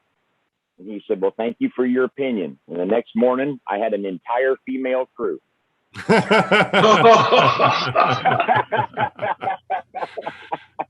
Oops. They pulled me out of my crew and gave me 7 women. in a unit that had never seen a woman before. Interesting. Yes, it was. Well, we are rolling up on 9 o'clock. I'm getting really tired. I had a really, really long weekend. Oh, Tommy, I see a dog in the background. Show us the puppy real quick. Wait. Hey, Tom, this is my daughter's dog. Sorry, she wanted to join us. Yeah. Let's see the puppy. Who's the puppy? We always have time for puppies. Who's the puppy? Yeah. That's Tom. Tom, the puppy dog. Tom the Oh, dog. hey, there we go. Yeah, his name's Tom. Is that like Tom I Jr. think he or named him what? after me. Yeah, Tom Jr. Pretty boy. Yeah, yeah. Hey, look. My dog says hi to your dog. Awesome. We'll fly. What kind of dog does he have? Hey, Matt. Hey, John. Hey, Matt. Huh.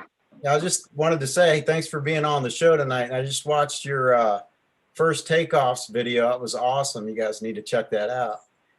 Thanks, man. Appreciate that. Even Thanks the for dog having me on the show. content, even the dog content at the end was awesome.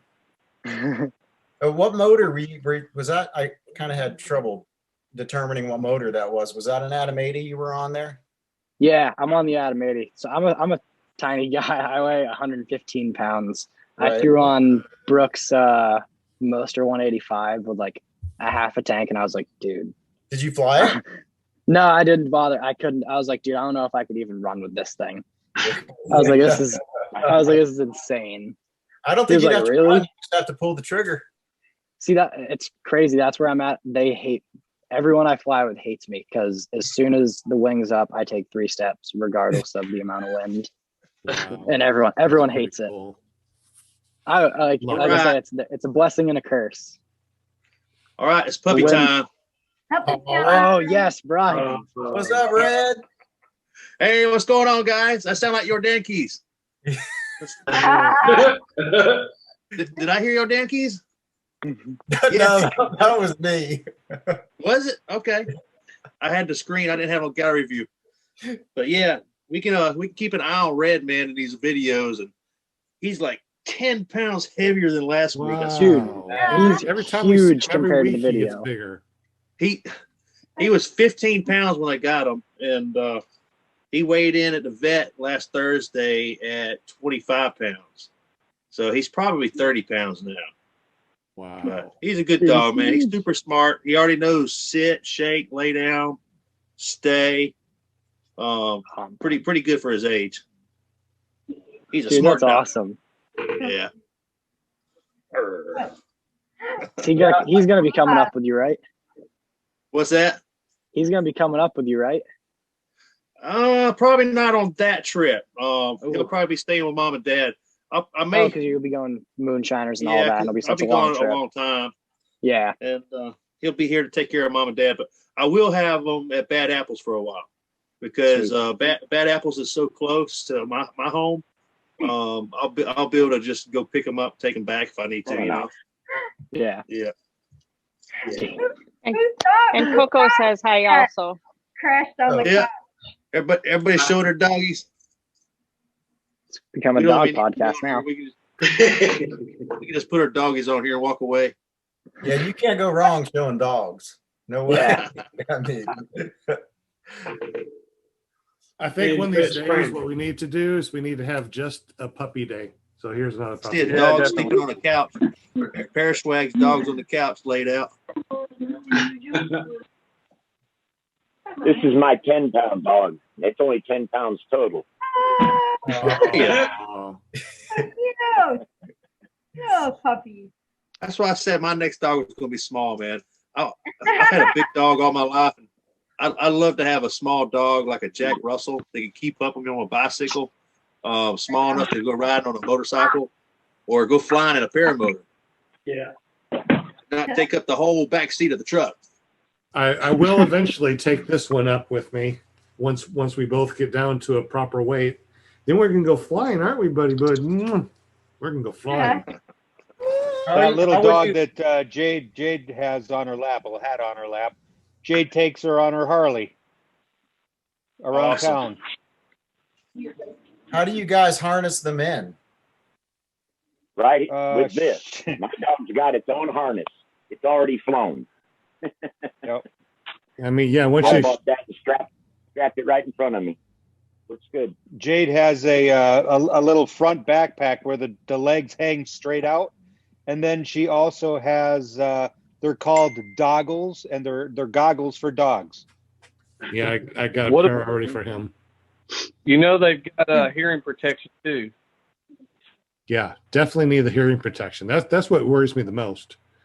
Man, I'm drawing a blank, but we had a guy on the show 6 months ago that flew with his dog. He had built a harness and he foot launched with his dog, which is probably like a 70 or 80 pound lab. I mean, it wasn't a small dog. And, I remember that, Brian. That's one of the first things he did after he got out of training is he figured out how to take his dog with him.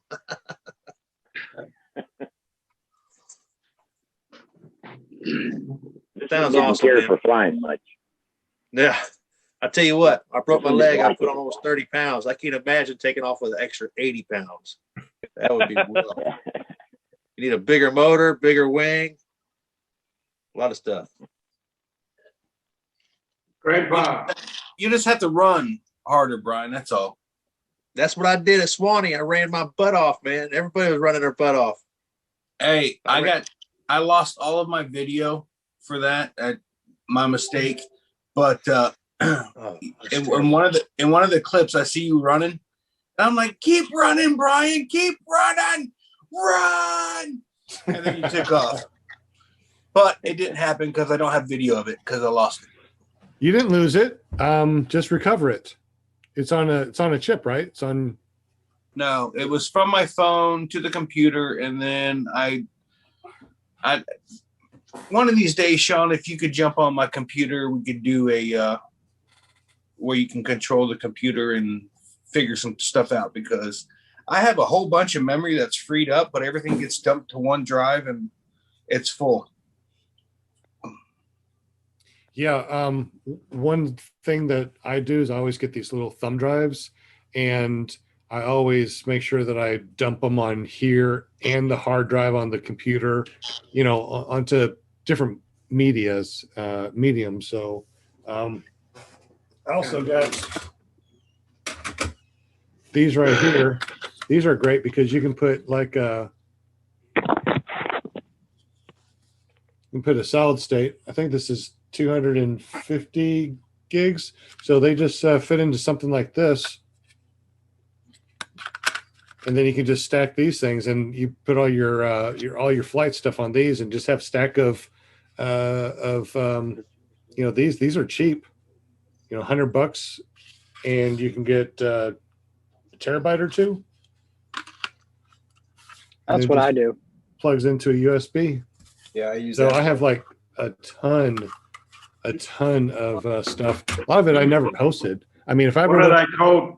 What are they called, Shane? Shane? Sean? Shane? .com. Yeah, you know I got SeanSimons.com, right? So I mean, it wouldn't surprise me if you didn't have .com. He didn't think to look for that yet. Now you told him. No, it's already taken. It's already taken. No, I just got a bunch of different hard drives. I was a computer engineer for 30 years, so I got all these different hard drives. I just wipe them clean, and I just offload all my stuff to these hard drives. You know, Hey, just Sean, did you look for just www.ppg.com? yeah, it's already taken because people took it for the Powerpuff Girls. Really? Oh yeah, when I first did PPG Grandpa, when you search for PPG Grandpa, all you saw was Powerpuff Girl Grandpa. That's all you saw. Now you do PPG Grandpa, you can't see Powerpuff Girls no more. I wiped them out. Me and Google. How dare you wipe out the Powerpuff Girls, man? I've been looking for them. We wiped them out. I mean, type in PPG Grandpa. Dare you? Oh, Sean, and, John, you know how you wanted to put Walter PPG? No, we got ppgwalter.com. Right. Any chance you could change it to Priority PPC? No, you can't change it. You have to get a new one. All right. Backies. But because you're always on PPG stuff. I mean, you're just you're an honorary PPG Walter. I mean, Yeah, no, that's okay. Yeah, no, fine. Because I'm going to do this cooking thing this weekend, and I just thought Priority could be, because that's what my name of the car was. Well, you can always go to GoDaddy and you can get any .com you want. I mean, I'm just okay. I have way too many .coms now. I'm kind of letting them go. And I can't, Sean. I can't imagine your GoDaddy account, dude. I bought. So I did the same thing. The airport I fly out of, they didn't have one, or their domain that wasn't the name of the airport was bought, but it wasn't the right one. So I bought both the domains and do that. And I have 3 between mine. I can't imagine how many you have on yours, dude. Let me look real quick because I'm curious to see what I have right now. I mean, like I said, I've been a computer. You scroll. Oh, no, it's pages. I scroll down and then it says you have to click the next page. Let me scroll down and see what I got here. I got. See. Is there a prize for the most .coms? Yeah, they get more money from me apparently.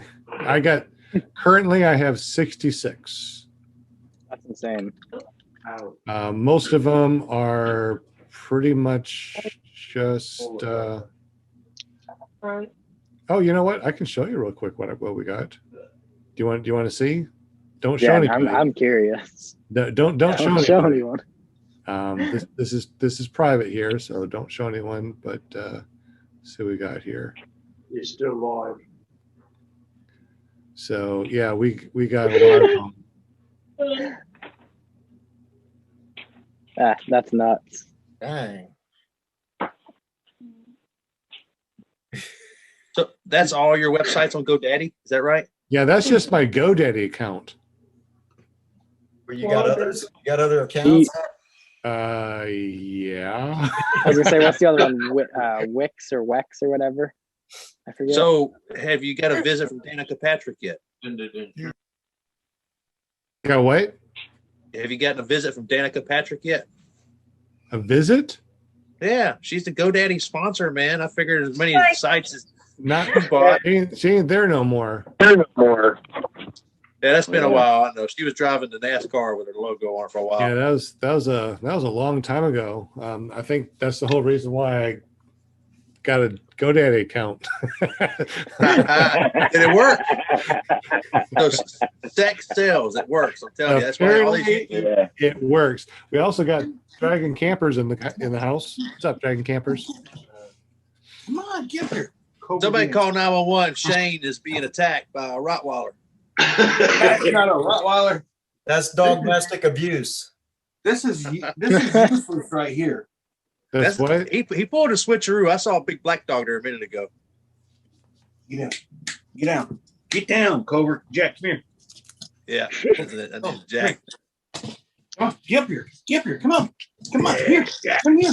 If you're listening to this podcast, you got to go over to clearproptv.com and watch our live shows. He's just a big old lap dog, man.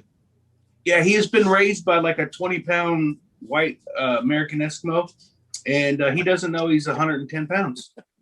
That's where Meek's at, man. He's 77 pounds. He doesn't realize it. He thinks he's a lap dog. All dogs think they're 2 pounds. Oh, He's currently trying to play with a cat. So I don't know if my dog knows he's a dog. I really enjoyed our little puppy half an hour. That was really cute. Definitely. We're going to still stay here, but we're going to go off the live stream and just chat, privately. Yeah. So definitely want to thank Mainely Paramotors for being on here. So thank you so much for joining us. Is there anything else that you want to talk about before we kill the live stream? No, not really. I definitely just want to say thank you guys for having me. This was awesome. I've watched enough that I'm psyched to actually finally be on. It's killer. Had a great time. Yeah, you'll be able to watch it and you'll be able to listen to it too. Yep. And I've posted a few different places, so it's getting out there. Let me ask you something. When you first started listening to this, did you watch it or did you listen to it? Were you a viewer or a listener? I was a viewer. So I'm a big, it's funny. I think I'm on maybe the other side of podcast, kind of. I like watching I think that's kind of backwards a little bit. I like watching a podcast. Like I like the visual side of it, like seeing everyone's interactions and things like that. So I'm a big fan of the video side of it. So that's kind of a big fan. I love it. A big fan because you're a paramotor pilot. Okay. I got you. Matt, just so you know, man, Jim CR120 is in the chat. He had a busy night. He's sorry that he missed you. He really wanted to see your show. He's have to go back and watch it later. So, but what's up, Jim? Has he got 50 questions? Well, Jim, yeah, Jim, we know that, don't we, Walter? Jim in episode 62 won a strobe from faroutstrobes.com. So if you did not get the strobes yet, it was my fault. So you should be getting them here in the next week. Shane did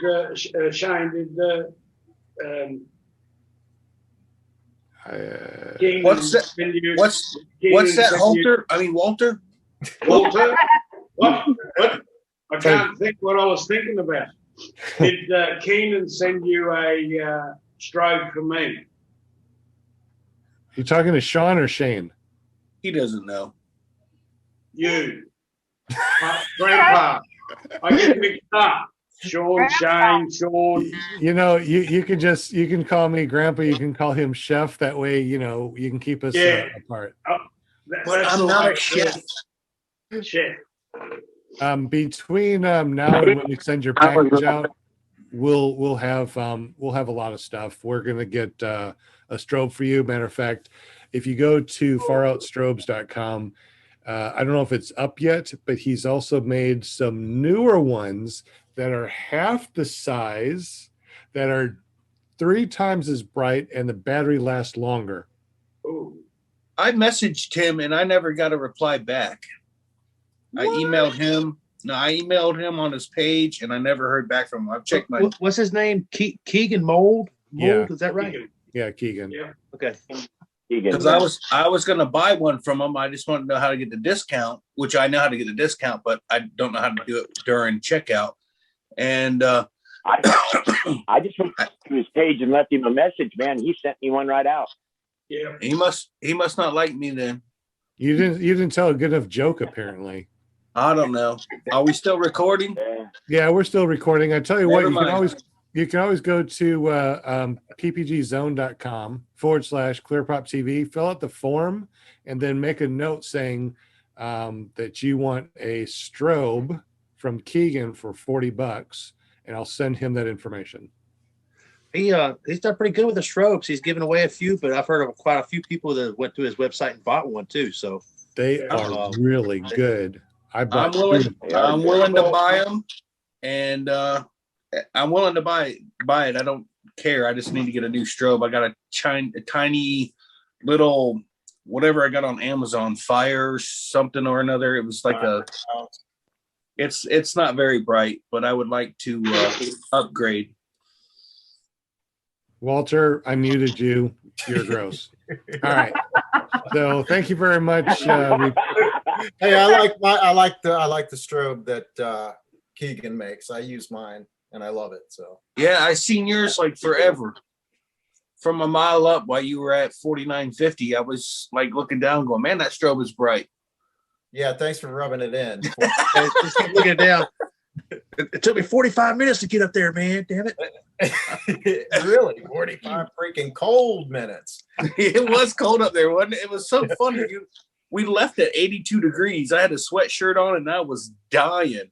And then on the way up, I was like, "Oh, I'm comfortable. No, I'm cold. Oh crap, I'm really cold."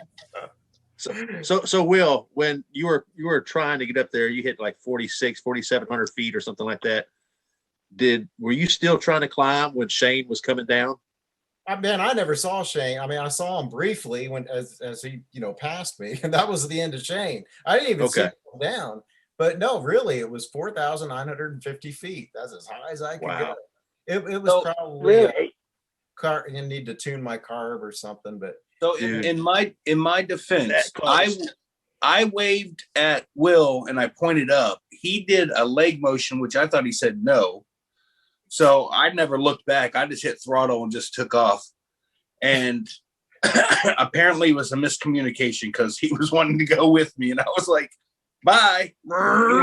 Dude, no, I'm glad you did it because you'd have been miserable waiting for me. And Sean, you wanna go up to 10,000 feet. You don't know what you're asking for there. Hopefully by then I'll have a Moster. And I know what I'm doing. It was 110 degrees on the ground, and when I made up to a mile, I was already getting cold. So I know that getting up to 10,000 and 16,000, I want to make it all the way up to the top of the NOTAM over at the flying. That's my goal. I mean, that's one of the things I would like to do. And if I just make it up to 10,000, hey, I made it to 10. Well, if you try to make it to 10,000 feet, you can, like, I don't know, tether or something. You can kind of tow me up there. Maybe. You get that extra 370 feet that way, Will. Yeah, man. I'm pretty sure. I want to do the longest big ears. I want to pull them at 15,000 feet or 16. Pull big ears and see how long it takes for me to get down. Probably still forever. Yeah. I bet you your arms get tired before you hit the ground. You know what? You're probably right. Oh, which reminds me, you need some nitrous oxide, I think. Nitrous? Yeah, inject it into the motor to get him up to 10,000. Oh, I was thinking about just taking some balloons up there. Thin air and nitrous. Thin air and nitrous. Man, I would have the highest. Has anybody ever done that? Has anybody ever added NOS to a paramotor that you know of? Oh, hell. I mean, there's got to be some people out there that have tried or at least No, but I'll tell you this. Bitterozzi does make an apparatus that hooks up to your carburetor where you can change the fuel mixture on the fly. Oh. Right. But right after Will said that, I took mine. The very next day, I took mine right straight up to about 5,500 feet. And I didn't have any trouble at all. So I'd done it before and it wasn't any problem. And I got to thinking, if Will was in Colorado Springs, he couldn't even get off the ground.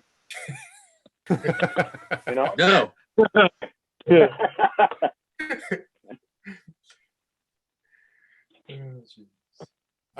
I wonder how much oh, you know what? I started flying in 2019 and I had a Roadster 3. In 2020, I had the Gen Vantage, and here it is 2021. It's time for my third wing already. What do you think I should get? Speedster? Brooke loves that Speedster. What's that? EPCO free ride. Yeah, buy a free flight wing. Keep what you got and start free flying. Well, my Gen Vantage is also it's a dual. It's a free flight / motor wing. Not Linda. I know. So is my uni, but there's a huge difference between a real. Oh, Linda, are you leaving us? I'm leaving. Yeah, I'm leaving him. All right. Well, have a good evening. Thank you. Nice to meet you, Linda. Good night, Linda. This was a lot of fun. Will, I just have to say real quick, I watched your video today from the Swanee. Oh my God, you rocked it. I watched the whole freaking thing and I was just like, wow. I know these guys. And I saw Brian on there and They were the that's why everyone likes to watch. That was it. cool. You have Brian, you have Shane. Yeah, you like the way Linda said that, it sounds like she doesn't watch the whole video usually. She's probably talking about my videos. No, it was really cool. I have to tell you, it was awesome. I watched it and I was like, yeah, I know those guys. So when you guys, you have a safe week. I'll see you this week on paraglidingtalk.com. Paraglidingtalk.com. Yeah. And everybody has to repeat it. I know. Well, that's the you know. I know. All right, you guys enjoy your evening. You all be safe out there, okay? All right, we'll see you next time. Thank you. I had a blast. Thanks, guys. Same Bye. channel. Bye. Bye. Same pair time. Hey, I will get to fly tomorrow. Love you, man. Love you, girl. Bye. Hey, So what do you think, Sean, Mark? What? Sean, I will tell you that Jim CR120 gave me a bunch of crap on my video on YouTube. All right, so it was my fault, but and I didn't take it to heart. He asked me if I went from sea level to or ground level, whatever it was. ASL or MF? Yeah. Yeah.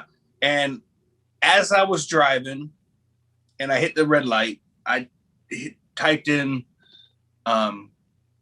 the beach level, water level, ground level. And it was my bad. Because I actually reset my watch to 0 before I took off. So that would be, what is it called? You have above ground level, right? Mean sea level, MSL. Yeah, and they have MSL. So anyways, I got confused in the hurry of typing that. And he's like, well, that doesn't matter if you're in Colorado and you're a mile high. If you jump in the air, you're at a mile high club. I was like, oh crap. So I wrote the wrong one down. So anyways, it's all good. I reset my watch on the ground before I took off, which is the altitude that I was at. And yeah. So Jim, I'm just busting on you. I really didn't think that you were trying to be mean or whatever. Jim's joking around. He said you almost went through a mile high. So it's all good. I mean, I just got confused. I got confused on the AGL and the MSL, whatever. But it was set at the altitude that I was, and I went up 1 mile above that. I will tell you, when I was in Ohio and I'm flying above the clouds and I look at my watch, which was set for MSL, what is it? MSL. I can't figure what at the ocean level. You got MSL is your ocean level. That's your mean level, MSL. And So then whatever it was set level there. that you launch from is AGL. Ground. Right, above ground. So you, in Ohio, I never reset it. So I'm at 1,400 feet and I look down and I'm like barely crossing over like the cell towers. I'm like, wait a minute, there's no way I'm 1,400 feet because that thing is not 1,400 feet. Which I learned to reset that thing because it does help you greatly when you're depending on that with height. So real quick, what are you using for your altitude? Besides the Skyfly High, I use my watch because I don't want to turn off the video to check my Skyfly High. So I use I think it's a Casio.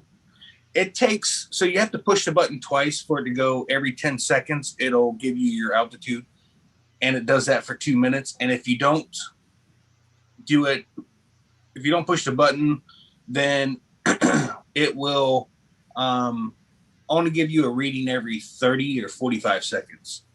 So it does take a little bit, but I made sure that once I reached the mile, I kept going a little bit higher just in case it was wrong, because I didn't want to have to repeat it. But everything was fine, dude. The winds were good up there. It was perfectly within my boundaries and a little bit outside of my comfort zone, only because of the height. If you have a iPhone and you have an Apple Watch, you can download Altimeter Plus for your phone, and then it shows up on your watch. So as you're flying, you just look at your watch, and it's free. As you can see here, this is from the video I took of Shane right after you landed. His max altitude and height above takeoff. So the height above takeoff would be AGL. So 5308 is more than a mile. So there it is. So the max altitude 5364 would be MSL, I'm guessing. That sounds about right. 35 minutes it took to get up there, was it, Shane? That was a total took flight. I think it took me 22 minutes to get up there, and then it was almost 30 minutes on the way back. It took a while. I could be wrong on that. I don't remember because I was in panic mode. I would love to see your Skyfly High video. I don't know how to do that. It took me 28 minutes with the Atom here to get 5,500. Yeah, Jim says he nailed the landing. Yeah, you're right, man. Y'all want to see that landing real quick? Yeah, sure, absolutely. Yeah. Oh, let's clarify. This was dead stick because my motor never restarted from a mile high. I'm hearing echo. That's his I'm screen not playing share. anything yet. That's his screen share. Is this screen All right, share? looks like we got Skinny Shane coming in for a landing here. Little chicken leg. There he goes. Flat like a bird. Keep on running. Run, Forrest, run. Wait for it. Run, Forrest. Run. That's funny. Who said that in the background? That's hilarious. I did. Yeah. All the way from Australia. He first come in, I was like, look at Shane flying right over the runway. Now everybody knows better than that. And of course, you had to land that direction because that's the way the wind was blowing. But he was coming in dead stick. He didn't have much of a choice. Actually, in the video, you hear me like discussing it with myself. I'm not supposed to go to the runway, but how in the world am I going to turn at the last second before the taxi and cut a 90 and land? I was like, I will end up high. I will run into a trailer. I was like, they're just going to have to deal with it. I'll explain later that I was, out without power. And I looked across the runway left and right, and there was nobody coming. There was no planes on the runway. I was just like, all right, this is it. I got no choice. So it happened. All right. Question for the sorry, go ahead, Will. I was just saying nobody said anything about it. No, I actually went to Carson and I said, hey, listen, this happened. I was dead stick, and it is what it is. And he's like, and I was like, all right, never mind. I was like, that's all I needed. That's all I needed. As I explained to you yesterday, Brian, I actually had to say the same thing, that he crossed an active runway. But then I thought about it, and in actual fact, when your motor's out, you are now a glider, so it gives you the right of way over anything powered. Is that the case true in the United States? Because I would say so, because in anything, I mean, even an aircraft, once the engine's out, you are now a glider, you have right of way. So I'd say it would be the same with a powered parachute. You are now a glider. In over here in Australia, you'd have a radio. So all you do is power paraglider, engine out. I am now a glider, so you have got right of way. And I'm pretty sure it would be the same there too.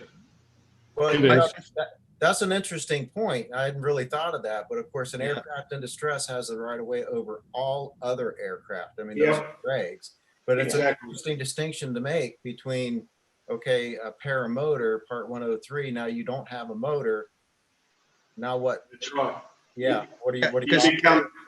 You become as a glider, so you should have right of way of anything else powered. This is the altimeter. It's altimeter plus. That's a very good point about that, because I was under understanding when I was training an aviator, they go through who has right of way under different situations, and a powered paraglider doesn't have right of way over any other aviation aircraft in the United States at any time. And being as an emergency situation, and but they're not going to know. But like you said, you have radios, you can talk to them. That changes everything. But if you ask Jeff Goyne or someone like that, I'm sure he could enlighten you, because I'd say that would be pretty well the act everywhere in the world. Once your motor's out, you are a glider and you have the right of way. Yeah, that's the case for boats and vessels here in the United States. Sailboats have right of way over powered boats, that kind of thing. Yeah. But in the sky, when it comes to flying, paramotors don't have very many rights. So. No, but in that situation where he is engine out, you'd have to ask Jeff Goyne and some of those guys that would know the air laws over there. But pretty well, I would say around the world, once your motor's out, you are a glider. Yeah. I guess it really doesn't matter, because if your motor's out, you're coming down. You're going to land, whether people give you right away or not. Yeah. Whether it's an aircraft or another point. Whether it's an aircraft or another power parachute, they got to give way to you, because they can go around. It's simple. I had the thought as I was coming in. I was like, if anybody cuts in front of me, I'm screwed, because I can't do anything. My biggest concern was coming in high and heading for those campers, because I was flying right towards them. So I made sure that I cut out a little bit further back and then came back in, just to make sure that there was absolutely no way. And then when I landed, I was like, well, you came up short. Now this is my punishment that I do for myself. I have to run to my LZ, to my point that I wanted to land at. And considering you had engine out, Shane, you did all right. Yeah, but from a mile up, I should have been able to just like circle until it got to where.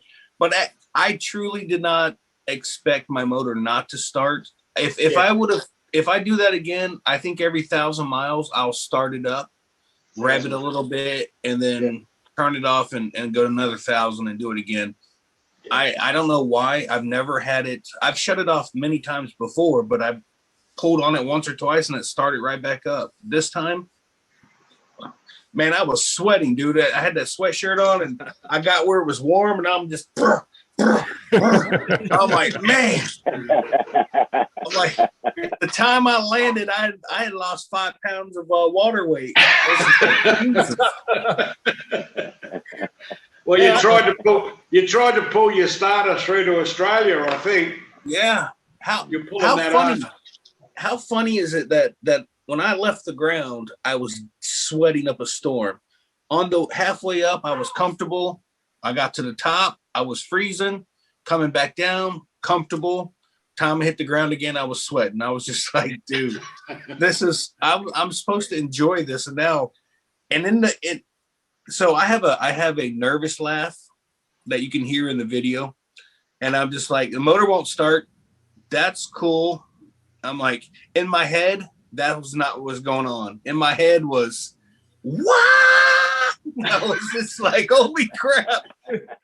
And you hear me going, I don't want to come up high, or I got to land dead stick. I'm going to screw this up, like instantly. Like I was panicking in my head so bad. I've had people tell me, "Oh, you handled that very well." I was like, "Dude, no, I didn't. No." And my head was just a million miles a minute. Dude, you got to go by the results, though. You did a great job. We all have good days on accident. Hey, and you know what What's that? I said, and you know what menopause feels like. Hot flash. Hot flash, cold flash. I did get a little moody at my motor. Did you? There you go. So, question when your temperature, steady temperature, you do kind of get flustered, don't you? When I go real high, I get on the panel in the air has all gone the up. time. Sorry, what'd you say, John? I said, whenever I go up real high like that, I get lost up there. I don't know where the heck I'm at. I look down at the ground, I don't recognize anything. So who else on the panel has gone gone up to a certain altitude and killed your engine on purpose just to glide down? Oh, I did that a lot this last summer just to practice my spot landing, and I got it spot on now. I've done thought about it. I did it once. I've done it for 2,500. Not on purpose. Oh. I've done it on my glide coming in, about 10 feet off the ground, and that's the highest altitude that I can honestly say I've purposely shut off my motor. Really? Living on the edge there, aren't you? Yeah. Same here, man. I only commit it when I know. I only kill it when I know the landing is looking good. And then I kill don't it. get me wrong. I'm right there with you. All right. Yeah.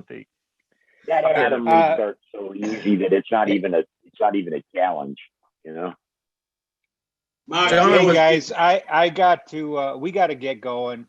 Okay. Great seeing you guys. Yeah, me too.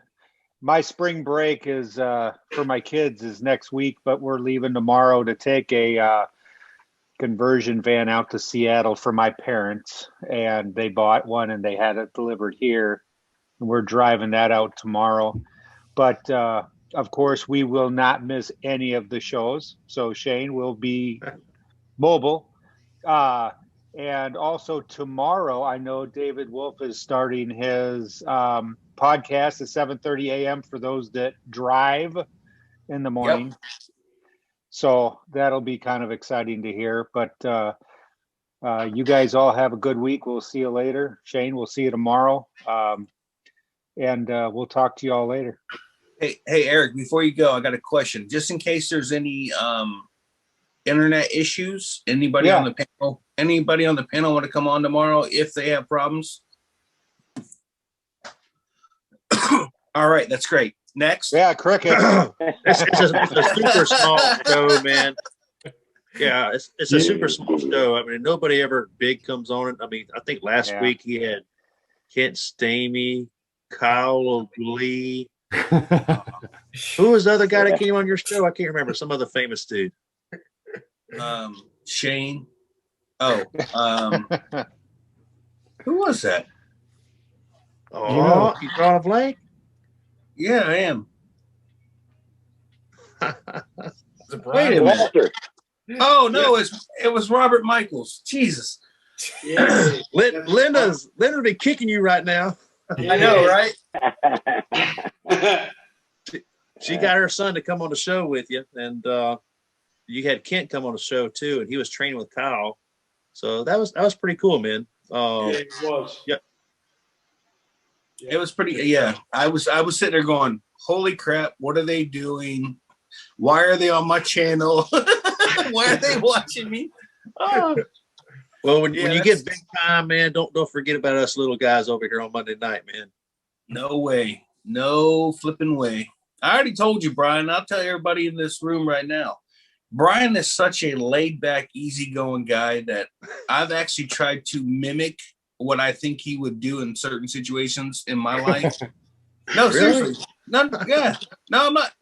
All right, I'm not kidding. All jokes aside, I think Brian is a really stand-up guy, and a lot of people, if the world was kind of like Brian. I think we'd all be in a better place, to be honest with you. Every time I hang out with a guy, I think he's just phenomenal. And, you know, when he doesn't like the drama thing, Brian's like, I'm out. I don't want no part of it. You know what, dude? I would like to. I get suckered. I call it suckered because I literally can't stand when things aren't going right. And I'm like, oh no, I gotta voice my opinion. I've actually held back a lot because I say, hey, I don't want drama. I got enough drama in my own head. I don't need it brought in from other places. So yeah, Brian, I give you mad props, dude. I Will's the same way. Will's laid back, easy going. Ben is the same way too. I'm just like, dude, I need to hang out with these guys more often to keep me out of some trouble. Yeah, it's a great family of people, man. I appreciate all the compliments, dude. I feel the same about you, dude. You know, your jokes could be better. No doubt. They're all PG. I'm screwed. How do you? Nah, man, I'm just kidding. Obviously, we love hearing your jokes, dude.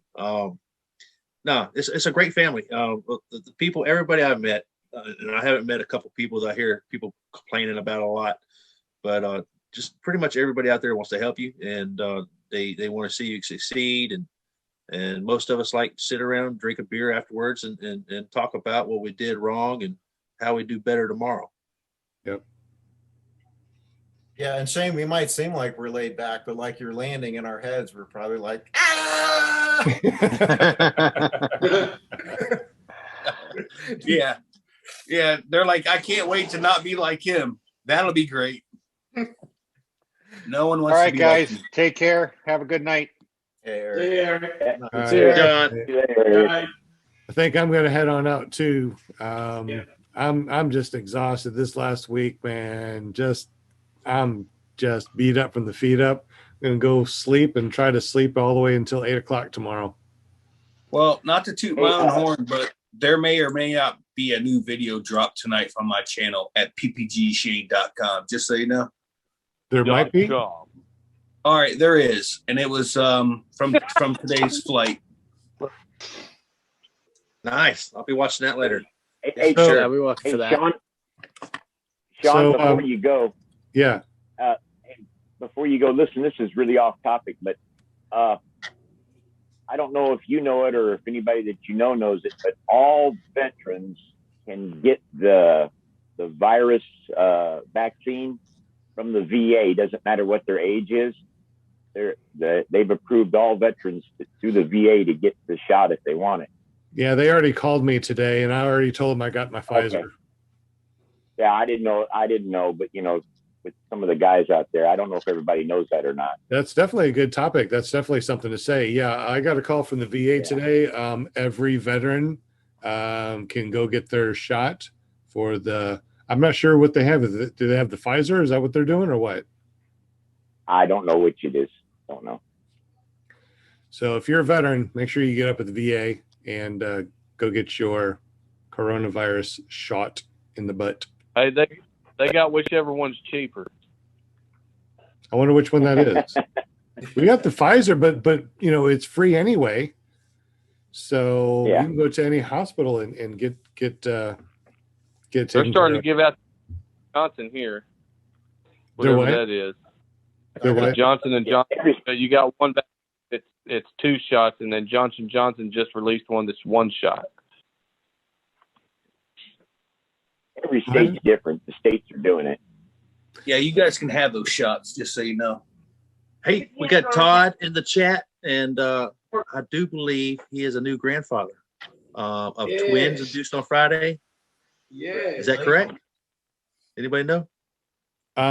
I got a text, but I didn't know if it was public or not, so I didn't say anything today. So if he says it, then yay. Yeah, he just got back from the hospital, and I think he mentioned in the chat that they were going to induce on Friday twins. So that's I'm pretty sure he's a grandfather now. There's a statement in the wasn't already. chat. There's a statement in the chat I'd like to read. Jim CR120 says, "Oh shucks, guys, maybe how about a group hug?" Apparently, we're not allowed to share feelings on here unless it's making fun of one another. Good Lord. Well, Ah. I mean, it's at the end. It's at the end of the. No one's here anyway. I mean, there's 13 people watching, and there's 13 people in the Zoom chat. So whatever.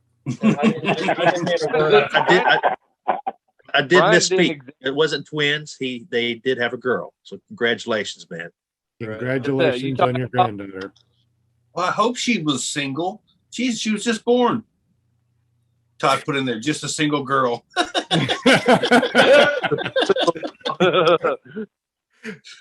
Yeah. Prearranged marriage. Yeah. So congratulations, and apparently that's why he wasn't on the show tonight. So congratulations. We'll let you go this time. We understand the circumstances.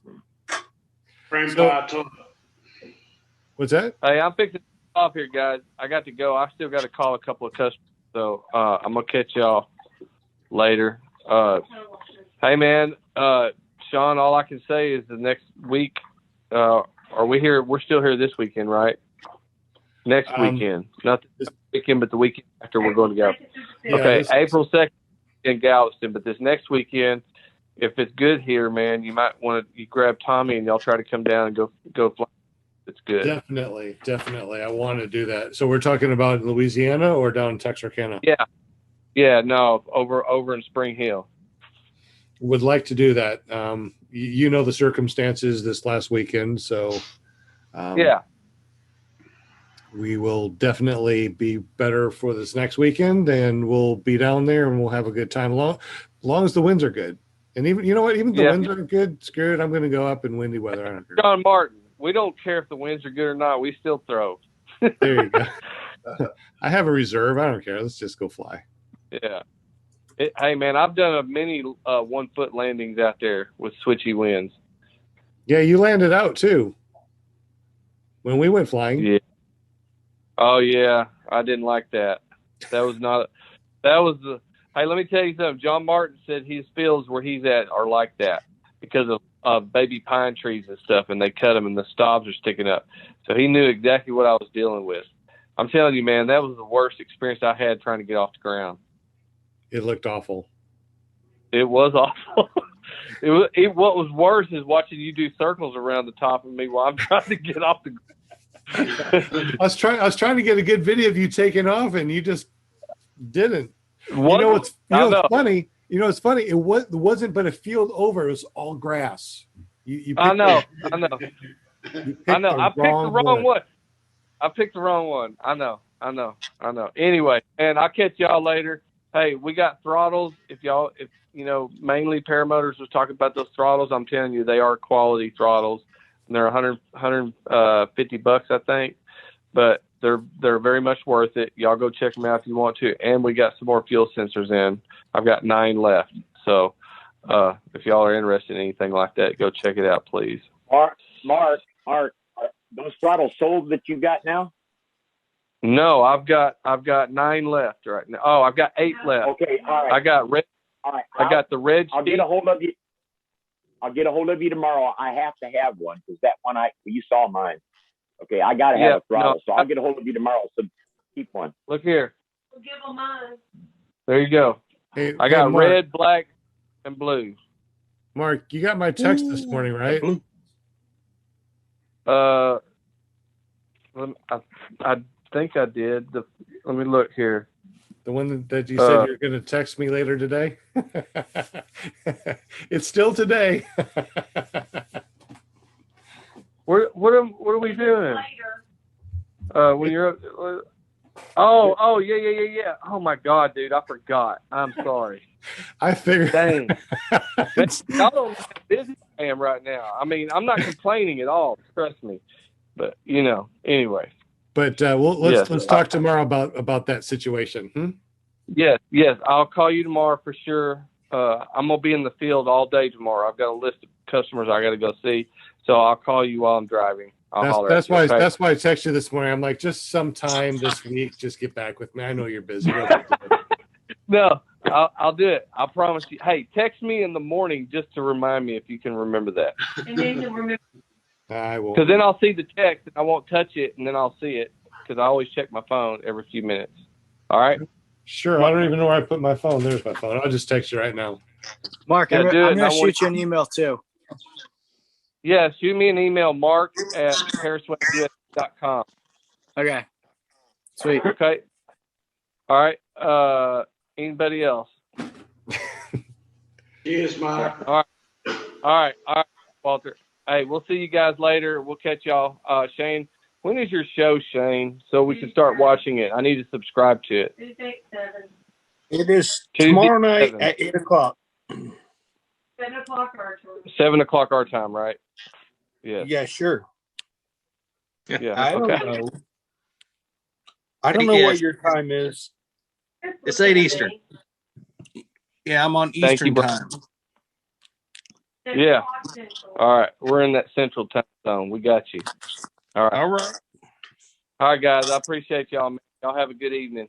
All right. All right, Good bro. night. All right. Say Have a hi. good one. My screen froze, so I don't even know if I can stop the live stream or anything. Uh-oh. We can hear you and see you. Yeah, my screen is just frozen. I can't click nothing. It's just crazy. I should take a screenshot of this one. It sounds like guys You are can getting do ready like to go. Shane. You can do like Shane and leave it on all night. Yeah. we got a lot to live up to, man. I woke up Sunday morning. I was like, damn, Shane is still live streaming. Boy, they had a long one last night. Yeah. 15 hours. Somebody forgot to turn the live stream off. Yeah. There was still somebody watching it in the morning. There was still one person viewing. That was the most expensive one ever because they charge by the gigabyte. What? Well, it's just a black screen. It couldn't have been too much data. No, I'm just kidding. I was being funny. Hopefully, I took a screenshot of this. I'll send it to the ClearProp guest chat so you can see what my screen looks like. I don't know if I'll be able to kill the live stream. You guys can still hear me? Well, before we bail, I just want to say, Matt, thank you so much for coming on the show, man. And I hope we got enough time to spend with you to get your story out and questions answered or things that you wanted to talk about. Sometimes we get long-winded, talk about other sidetracked on other stories. No, that's perfect. I appreciate you guys having me on. It was killer. Sometimes I'm not the greatest at like describing myself, so it works out. You guys kind of just kept rolling with it, so it was perfect. Yeah, thanks. But no, man. I appreciate you guys having me on. It was awesome. This is killer. Yeah, thank you. Looking forward to coming flying with you, man. And Yeah. appreciate you giving away stickers tonight. People like to get, like you say, they like T-shirts and stickers, so it's always nice to win. One day, maybe I'll win something. But I was gonna say I'm supposed to be sending you Okay. some. Send you a T-shirt. Message me your size so I can get you a T-shirt too. we won't talk about that. No. Private message. Oh, yeah, no problem, man. I appreciate that, dude. No doubt. Yeah. But guys, I'm gonna go ahead and bail too. I think, man, it's 9:42 here, Yep. and yeah, I'm getting a little tired myself. I was gonna say, I'm probably gonna hop off. It's getting there for me. Yeah, time to get our beauty sleep. So thank you, everyone, for listening. Thank you, everyone, for watching. This is clearproptv.com. You can also listen to us at parenttalk.org. And I think there's another .com someplace. But we'll just say ppgzone.com. Make sure you go there and check out everything. Our very own Perry has taken care of that. And it looks pretty darn awesome. He changed up the front and everything. But anyways, guys, thank you so much. It I'm really going to see if I sucks when your computer freezes up and you can't kill a live stream. Matter of fact, if you go to this episode on YouTube, they're still talking, thinking that there's no recording going, and interesting things are said. So you might want to check out the recording over on my channel, which is youtube.com/Sean Simons. Anyway, thank you very much for listening. If you want to be a guest on the show, get up with me, ppggrandpa@gmail.com, or run over and talk with Linda Anderson on her Facebook page. You can reach her at paramomusa.com. Please check out everyone else on the panel. They're donating hours of their time for no pay and no recognition. So if you just run over to their YouTube channel and give them a like or a thumbs up, subscribe to their channels, man, they'll make a world of difference for them. Again, thank you so much for listening. We'll be back next Monday at 7 p.m. Eastern. No, 7 p.m. Central, 8 p.m. Eastern. You know, one of these days I'll get this right. Maybe in the third season, right? So have a great day. And like I said at the very beginning of this, if you want to get up with me, just text me at my personal cell phone, 501-747-3558. I can't wait to chat with you and talk about paramotors. Have a great day.